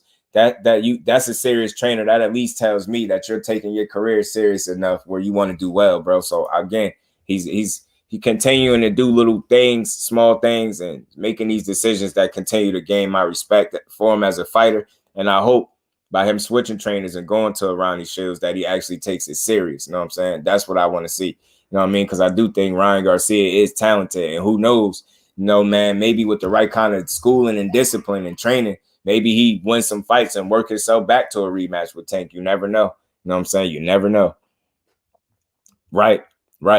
And I don't know if somebody questioned that he won't last over there in the Derrick James camp to make you or break you, right? And we're gonna see Body more exactly how mentally how he responds. So far, so good with the trainer move. I think it's another smart move would be leaving Golden Boy alone. Contract, yeah, we could talk, right? Buyout. And I don't know if this is 100% fact, Shower, but I did hear a little whisper that he was trying to talk to some lawyers and stuff about how to get out of contracts. I don't know how far that went. I don't know if it's still something that's ongoing, but I did hear that. So if he's doing that, that could be a sign that he's trying to get out of his contract with Golden Boy. You know what I mean? Joe Goosen doesn't even show up to the press conference. Absolutely, it's a terrible sign. It's a terrible sign, bro. He allowed Ryan to go in there with his own game plan. That was another grave mistake, and he wasn't there to support him in his loss. And it's just lame. It's lame. He deserved not to be paid, bro. Like wants him under the wing, it seems. But admire that. Time it is proof here. Let's see what's next. All facts, Steph. I rock with that. I agree with that. Think Maul influenced that decision. Possibly because he got some type of relationship with him. It's possible, bro. It's possible because, again, you're going to go to a stablemate. It's like changing classes, right, in school, but you going to a class that got one of your peoples there. You're going to definitely want to go there, right? Or going to a camp that got one of your peoples there, somebody that you level with and cool with, got some type of relationship with. So I can see that being a possibility, guys. So I definitely can see Maul probably talking to him because he said they got a relationship. The money, right? Come on over to the BBC, man. Come on over. You know what I'm saying? I still say TNT for Goofy Riri. I respect that. That'd be dope. I can see why Joe didn't show up. Ryan was only showing up 2 days a week. Yeah, man. And again, it's like AJ, once you see a guy doing that, though, I feel like as a fighter, you got a responsibility to tell him, like, yo, if this is how you gonna work, like as a trainer, you're supposed to be the boss, supposed to be your camp. You're supposed to, you know what I mean, be calling the shots and not letting this man do what he want. And the fact that he was allowing him to do what he want, it seemed like he was just cool with getting a bag and didn't care about this dude winning or losing. Like Robert said for Ryan, Robert has a stable to push Ryan in camp, so sparring wouldn't be as hard to get compared to the other trainers mentioned for Ryan. That's a great point, L-Dub. Great point. Because Robert Garcia do got a nice stable of fighters, and they all work hard, and they definitely would push Ryan. That's why I like these conversations, and nothing is one way. That's why even though we know he went with Ronnie Shields, it's still worth having a conversation about what these other trainers could do for him, man. Salute to L-Dub, man. Just a trainer like Sugar Hill and the Crunk style work for Ryan. I mean, it all depends on what the focal point is, right? Like knowing what Ryan needs to improve, starting there. And I think, I start with like fundamentals from the rip. Like that's what did Tank just say? If he got this great trainer, tell him to fix his fundamentals. Like Tank saying this, like that's what he needs. So I think any coach that's going to focus on that aspect of his boxing game is going to be able to improve Ryan. How much it remains to be seen, because then his work ethic has to improve as well for him to get to the actual level that he want to get to. You know what I'm saying? You got to. Cam Strenuous, he was going to leave Goosen. He definitely should have left Golden Boy. Goosen said, you can't teach Ryan. You have to approach it like a partnership. Yeah, you got to control the situation. Goosen is a fool for saying that. I'm disappointed in him as a trainer. Like, why would you say that? Sound foolish, bro. Physically make him come out right. Right. You got to like let it be known, man. Ryan, unless he dedicate. That's a fact too, though, AJ. That you did hear me mention that part. He definitely gotta walked away if Ryan wasn't gonna let him do his job. And if he wasn't, exactly 100%. 100%, man. All facts. Yeah, it ain't that muscle ain't helping him. Not one bit, bro. It's the reason why I was thinking of one of the Cuban trainers like Ishmael Salas or the other guy that works out of Miami. Will work well for Ryan. Yeah, I mean, listen, a number of these dudes could work for him because he's a guy with talent. He's not a talentless fighter. He's a very flawed fighter, but he's a talented fighter with flaws, plenty of flaws, but correctable flaws. You get what I'm saying? Correctable flaws with repetition and attention to detail and being, consistent in areas where he's normally not. That's what Ryan needs. Dedication, focus, commitment, those things come to mind when I think about what would make Ryan Garcia better and make him successful moving forward. Now, I mean, just understanding that he's fully dedicated and he's buying into whatever system of whatever coach he's dealing with. You get what I'm saying? That's what he need to do. He need to be willing to make the sacrifices to make himself better, for sure, for sure. They turn around and see how it works out with, blank. Yeah. I got you, Steph. That's right. Probably go to Robert Jim for some work. Ryan could get some light technical work with Bam. Right. Imagine if footwork drills Bam could pass off to Ryan. L-Dub in your bag. You thinking heavy, bro. And that's facts, bro. It's facts. Put them in there with cheese. Let them be some sense in the Ryan. Right. You know what I mean? We get some good school in there, Shaba, for sure. For sure. But that's a fact though, L-Dog, because Bam got some very good feet. Very good educated feet. I feel like he's giving up on the kid too early. Ryan is not overrated. He's just more popular than he is skilled. He's not overrated. I don't think people giving up on him. Maybe some of his fans are, but that would be foolish. There's only one loss, and he lost to Tank. It ain't like he lost to some run-of-the-mill fighter. Got Kid Austin to push Ryan. That's true, too. That's true. He got Kid Austin over there. Maybe Ryan wasn't ducking anymore. Yeah, maybe it was his team, Zach. I agree with that. Hunter Young, salute family. Appreciate you pulling up. That's the key. He probably will never be fully vested into training. And Hunter, if that's the case, bro, he always gonna fall short. He'll never reach his full potential if he's not 100% vested into training and committing and dedicating himself to the sport that he say he want to be great in. Rome, what's good with it, Rome? How you feeling, Brody? Appreciate you stopping through. Really hoping Ronnie didn't take Ryan, but he definitely needs somebody. He dedicate himself. Absolutely. He need focus, commitment, schooling, attention to detail. Like he need to be on a strict regimen, something where he's not allowed to have his way and work at his pace. He need to come to work. You get what I'm saying? He got to come to work. Got to come to work. Bro got to come to work for real. Told me he wasn't ready. Truthfully, I thought Ryan needed 2 more fights with Goosen before he want to go against a skilled fighter like Tank Davis. Yeah. And again, you know what? I'll say this. I'll do one even better, Bodymore. I say he need a couple more fights with a trainer that's actually training him and not collaborating with him and partnering up. You get what I'm saying? I always think he could have had 5 more fights with Goosen and still would have lost with the way Goosen is teaching him or the lack thereof. He really sent that man in there with his own game plan. That's the wildest thing I ever heard in boxing. I'm dead serious. That's so disrespectful, like on so many levels, that you let that man in the biggest fight of his life go in there with his own game plan and you was cool with it. Then he get dropped in the second round. You tell him he's doing good. Keep doing what you're doing. If he keep doing what he's doing, he mess around and get knocked out. How the hell are you going to tell a man keep doing exactly what you're doing in a round where you got knocked down? What are you talking about? Keep doing what you're doing. That's how you know he just didn't take this opportunity serious. I think he just seen the opportunity to attach his name to a big event and get paid, and that's what he did. Passing that on that Texas Heat. Yeah, who else almost died in that Texas Heat, AJ? Terrence Crawford. He said he was in Texas making weight. He said he almost died. The first time I heard that. But wow, what's that? The brother's gonna help him. All this is true, right? That's the first time you heard that. What's that? That Reynoso and Canelo said Ryan doesn't like to train and is lazy, right? And then they suggested him go back to them. Why would he go back to them when it didn't work out the first time? And again, all they do is throw power punches. They got a very one-dimensional way of training, and all they fighters look the same. They just come out there and try to get knockouts, bro. That's what Ryan essentially was doing with Tank, in a sense. You know what I mean? He wasn't really trying to box him. He was trying to land shots. You still got that Reynoso schooling in you, because you got to think they was more hands-on with you than Joe Goosen was, and you still fight like reminiscent of that camp. I swear he do. Loading up, big hooks. Look how they work out on the bag. Canelo, the Oscar Valdez's. Look how they work out, bro.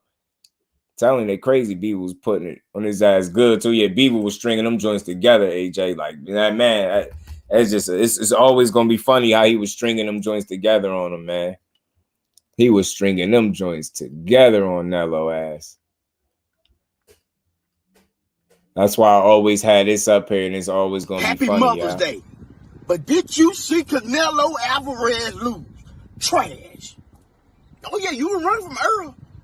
Yeah, you were running from the Charlo boys too. Thought you were gonna run all the way up, but no. That Russian had something for your red rooster face ass. Do you hear me? Oh, you can do this to Floyd. Never. Floyd the greatest and always will be. Happy Mother's Day. Canelo lost on Cinco de Mayo. What a shame. That's always gonna be funny, yo.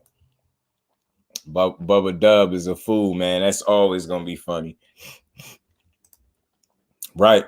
Yeah, the Juice Crew. That's what they are, man. And again, mad at they fighters pop dirty. It wasn't like people made that up. It's mad at them fighters was popping dirty. But it kind of still, it's like people know it, but it still get like slept under the radar or something. It's weird. It's real weird, bro. I was a trainer like Reynoso think every fighter in the stable like Canelo is gonna work out for every fighter. Yeah, I mean, look, I think he trained all his fighters the same way. It looked like it. All you see is them dudes going hard, throwing big hooks, even in they sparring. Like they don't seem like they be working on much. They just be throwing a bunch of power shots. And that's their game plan, to come out there and knock you out. If they can't get the knockout, they're going to get their ears boxed off. What did you see Canelo do? What did the Canelo do with Beagle? He went out there, tried to knock him out early with a bunch of big power shots. All hitting off the arms. He got tired and then got outboxed. What did Oscar Valdez try to do with Shakur Stevenson? Land shots that he never could land. He just got outboxed thoroughly. Like, them dudes fight the same way. They fight the same way, bro. Man, the benefit of the doubt with the new news on him. Yeah, I want to see what he do, man. I want to see what he do. Everybody's freaking out. If he'll make it out of Mexico, he whips Canelo ass. Yo, what if Ryder come out here? What if Ryder come out here on one, y'all, and he chipped Canelo? What if he put them beaters on Canelo ass? You know what I'm saying? He put them fisticuffs to Canelo. I think Reynoso think, oh yeah. Yeah, man. Reynoso need to understand that everybody ain't Canelo, and that style kind of limits you, because they focus too much on power and throwing big shots instead of boxing, and you can see it in their approach. You can see it. That's why it don't work. It don't work.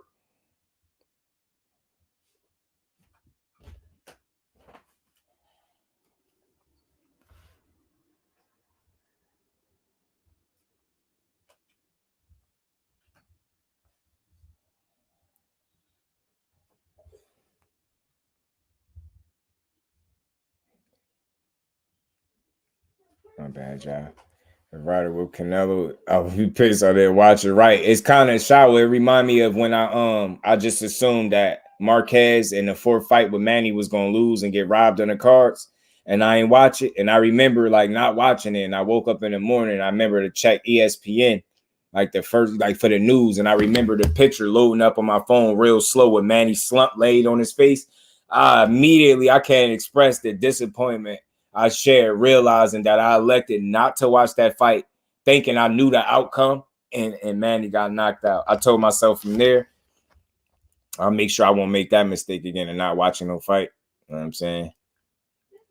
But it would be crazy.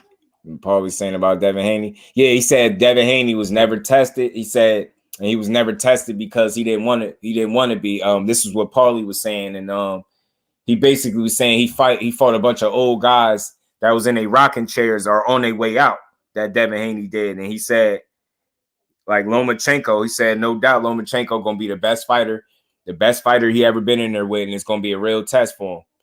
And he was saying his lack of power is probably going to be a problem for Dev, and maybe Loma fighting in the inside might have the advantage. It was a number of things. Paulie was talking. He was talking crazy a little bit. They're never going to crack him with one of them shots. He gave Billy Joe. He might. What if Ryder stops him, though? Damn God self. Boy, man. Boy, oh boy. I think he might retire Canelo if he stop him, bro. He retire. Like my homie legit screaming, oh my God, they killed back. Fact, Joe, the way he was slaying face down, bro.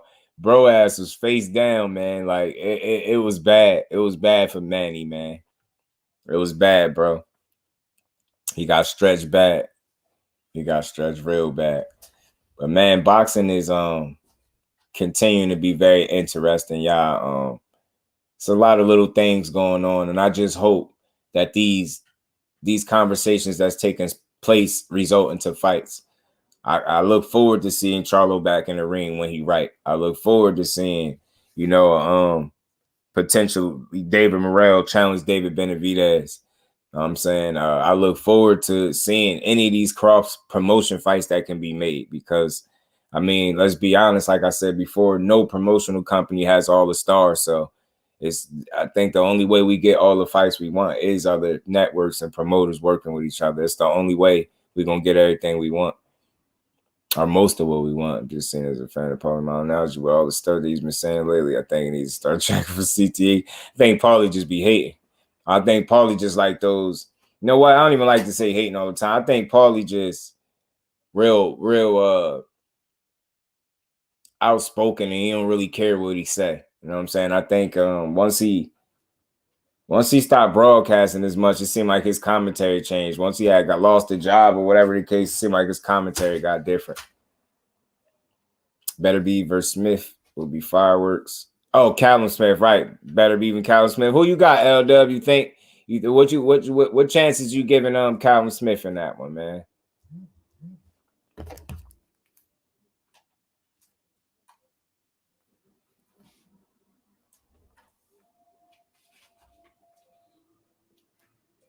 Paulie's bitter towards Devin. I think so too. But it's crazy. AB mashing this girl right. It's crazy because he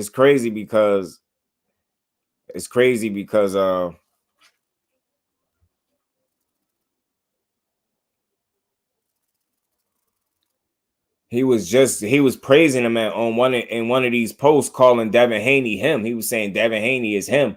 And then somewhere along the lines, he just turned the corner and he started talking crazy about that. I don't know what caused it, but he did.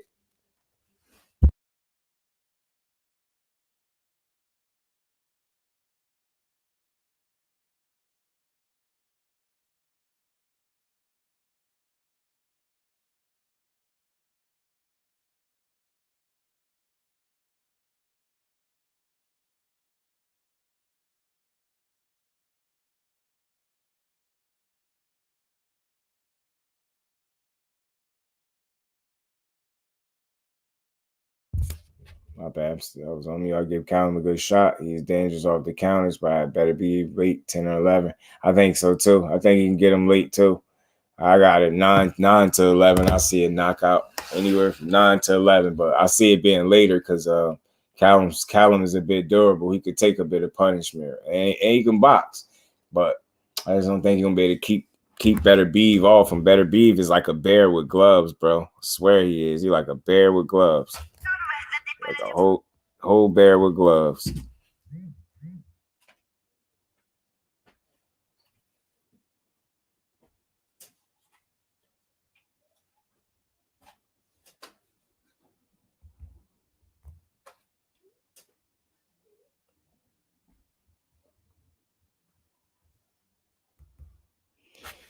My bad, y'all.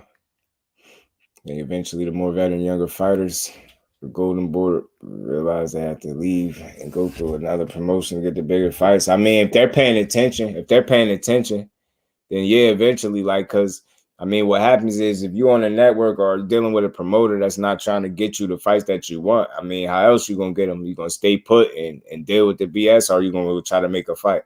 You know what I'm saying? Or try to make something shake for yourself. So it's crazy. Roger, what's good with it? Roger, yeah. Lara and Danny, right? And it's at middleweight they saying so, which is interesting to me. Wonder why Canelo chose a southpaw? Maybe nothing, just curious. Maybe because that southpaw AJ lost to 4 people that he already beat, and he got an extra loss, which is 5 losses. So I think he completely cool with fighting him. 140 pounds, Danny or Lara? Oh, Lara definitely at 140. Lara he'll move too much. Danny's feet too slow for Lara, especially a prime Lara. I don't know. He won't be able to keep up with him. He'll be having Danny missing a lot. Danny's only chance would be to catch Lara and knock him out, in my honest opinion. Not no primes. I don't see him being able to have the foot speed to be able to keep up with Lara's movement. And I think he'll make him look bad, too. Picked up last week, 12, 16-hour days. Man, damn. My truck needed maintenance. However, high possibility of supporting Dave Loma. Right. Salute to my Brody, man. Putting that work in. That's a good matchup, right? Yeah, man, and that Callum Smith and Better Be, man, that is the fight that they making. And I forgot somebody won the purse bid too. Didn't they LW out of this situation? I think somebody won the purse bid for that fight. One of the guys did. But I think it's a good fight. It's a good fight to make. It's definitely a good fight, man. Definitely a good fight to make. We're going to rock out to the 3-hour mark, man. I'm going to be here. I'm going to rock out for about another 9 minutes or so, man. We're going to rock out. I just want to make sure I touched everything. I think I did, though. Salute to Ryan Garcia continuing to say, yeah, L-Dub, y'all go check out his site, man. If y'all ain't sub to the channel, man, go check out LWBoxing, man. Another dope content creator, good content, and he got a website where he posting all types of news and updates, man. So, bro is on it and he working, he putting in that work, man. I know the type of grind that it take. He got a whole website going. You constantly posting and sending information and updating information. Take a lot of time. So I just appreciate true content creators and people that really be grinding and on that joint. Yeah, LW, you can drop that anytime if you need to. So let the people know to go check it out.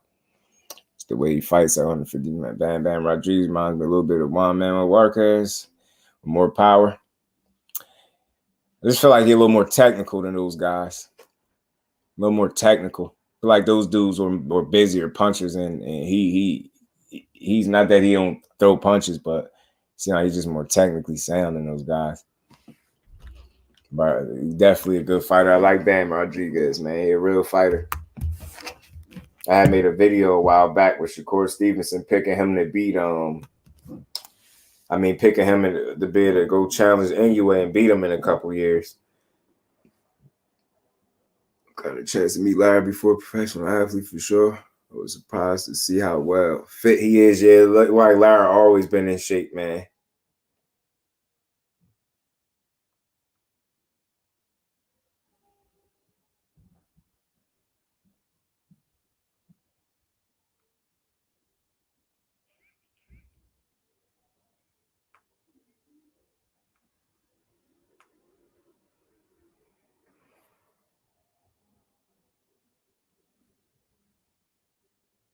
My bad, John.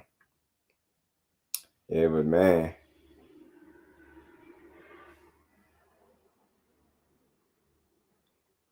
We gonna see, man. Nickname doesn't really fit how he fights with the name Bam. You would think he had more power and knock out more people out one punch. Yeah, I'm pretty sure, you know, him being a Hispanic guy, there's a number of different ways he probably could have got that name, but he's a small guy, and I think he got good power, but I don't expect him to, you know, be getting all the guys out of it. He's more of a boxer than he is power to me, and I think that would take him a lot farther anyway. Letter 2, he's got a real cool layout. Salute. Support LW, true boxing fan. Facts, man. Salute to LW. Salute to the content creators. Salute to the family that continues to support the grind of the content creators. We appreciate y'all 1,000,000%.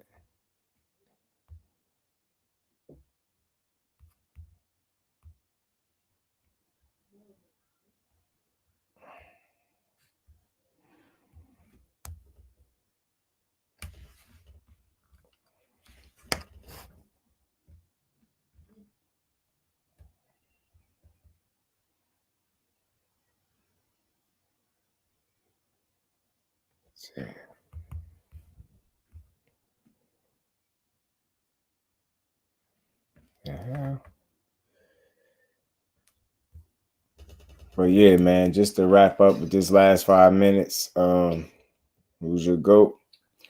What you mean? My favorite boxer, Steph, Shakur Stevenson.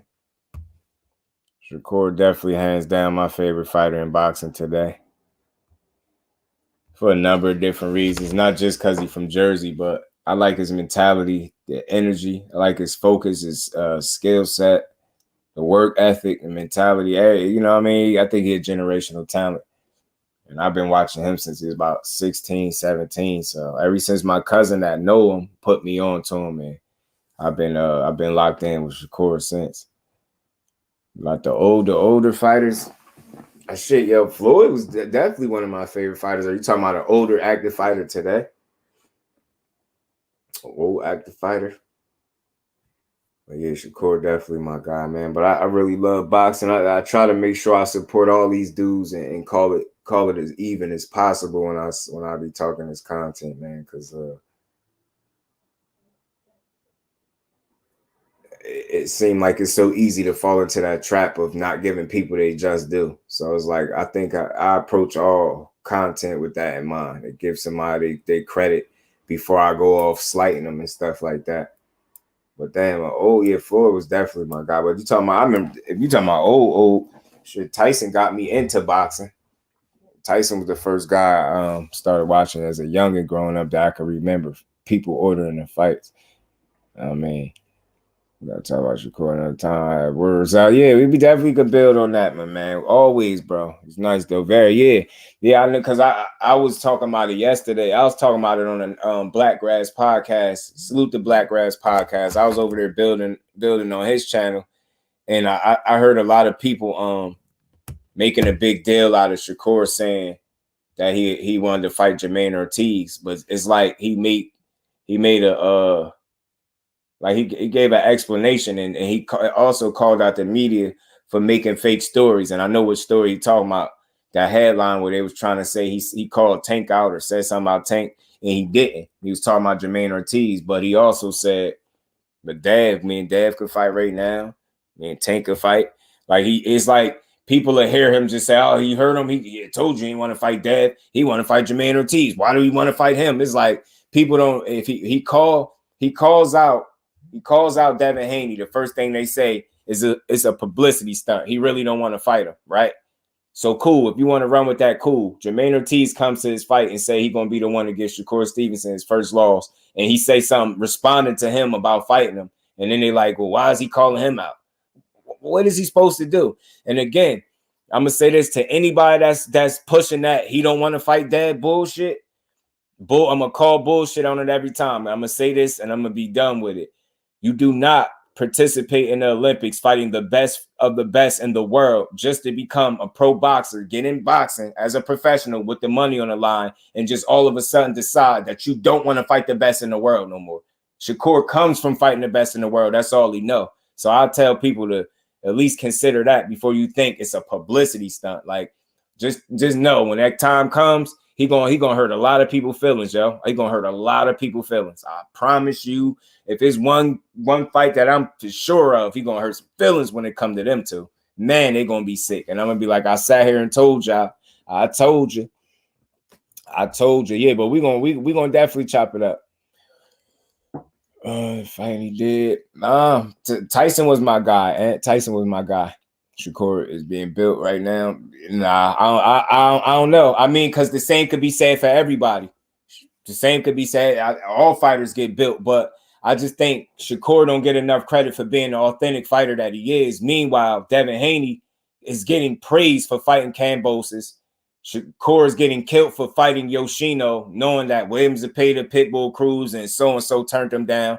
And on top of that, I think he's shown more versatility throughout his career. Dad been sitting at 35. Shakur was a top fighter at 26. Coming out the Olympics, a top fighter, silver medalist. Top fighter at 26, top fighter at 30, and he's going to be a top fighter at 35. That's 3 different divisions where he displayed a level of greatness. It's nothing to be sneezed at. People going to learn. He's going to beat their favorite fighter in Devin Haney. And I love Devin Haney, but I guarantee this is a fight. I'm going to guarantee I'm going to talk cash shit. I can't wait till they make this fight. And there's nothing about Devin Haney I don't like. I rock with him. But I just think it's some key elements that people are missing out with them two fights, because the difference between me and other people that make an assessment between them two fighters, they allow their personal feelings towards Shakur to kind of interfere with the assessment of the fight. I don't. Like, whether I like him or not, I can just tell you what I see that I feel like he's gonna be able to exploit with Haney. And I just feel like he a bit smarter. I feel like he a bit smarter. And he been fighting a higher level and higher caliber of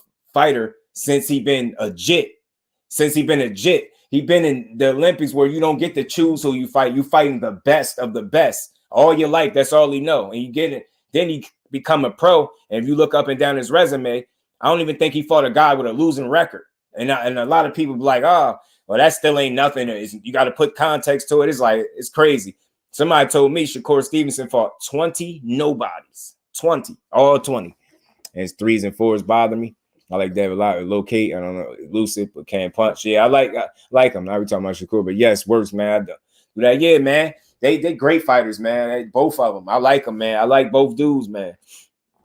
So he uses his legs. Right. He don't like getting hit. Feel me? So I love these dudes, man. I love them, man. I love what I see, the skill set, but it's still a 50-50 fight. I just feel like the proof be there. If people really want to see it, the proof be there. Like, you've never watched a Shakur Stevenson fight and left the fight complaining that all he did was jab and hold. You've never walked away from one Shakur Stevenson fight saying the only thing he did was this. He really showed you a display of arsenal with different punches, variety of different angles. Now moving up to 35, he look a little bit stronger. It's impressive, man. I like what I see. I just think he's more versatile offensively. I think he's more creative defensively, and I think his defense is better. I think he can stand right in the pocket, make you miss. I think he could come forward, be aggressive, and still be effective defensively. I think, and we've seen it in the Jojo Diaz fight, when Devin Haney is pressing forward, trying to be more exciting for the fans, because we know Shakur Stevenson does that as well. The difference between them, Devin Haney gets hit considerably more when he's on the front foot trying to make the fight exciting for the fans. Shakur is still able to make you miss and make you pay while coming forward and still be good at it. It's just little things. It's little, you know what I mean? It ain't like, oh, to get some gap. Nah, they top fighters for a reason, but it'd be like a chess match. But I could see the separation starting to take shape in the back half of the fight or the second half of the fight. I could see the first half of the fight being truly competitive, and I think the separation to create itself down the stretch for sure. Man, 50-50, yeah, those guys, they're the best of the best, man. That's why I always say I support them all, yo. It's easy to support them all. It's actually fun. Give them all their credit. I can't wait till he beat up Lomachenko, bro. I'm waiting for him to beat up Lomachenko. He better not lose, though. I've been saying that. His combos suck. Yeah, he need better work. Cause he don't be comfortable, like you saying, with the return fire. So it's only a certain amount of punches he gonna throw, and he out of there. You already know he out of there. But man, this is always another dope build, man. I gotta go make a quick run. We over the 3-hour mark. Much love and appreciation. Right. All facts. That too, Steph. That's something, man. We're gonna have to revisit that. We're gonna talk about that again, because we're gonna bring Devin Haney up. Like, it's his fight month, so we're gonna talk about it for sure, man. But this definitely a good build. We're gonna keep building that. Salute to the Queen Aisha. Peace, Queen. Appreciate you as always, Steph. Appreciate the input, man, the engagement. Salute to everybody in the building, man. Y'all make sure y'all enjoy the rest of y'all Thursday. And y'all know we right back at it tomorrow. So much love and appreciation. Salute to the family in the super chat, the cash app. Much love and appreciation to everybody, man. We're going to keep building, and we right back at it tomorrow, family. Right back at it. Salute, man. All love, Steph. All love to the family. Y'all be good, and we out. Peace.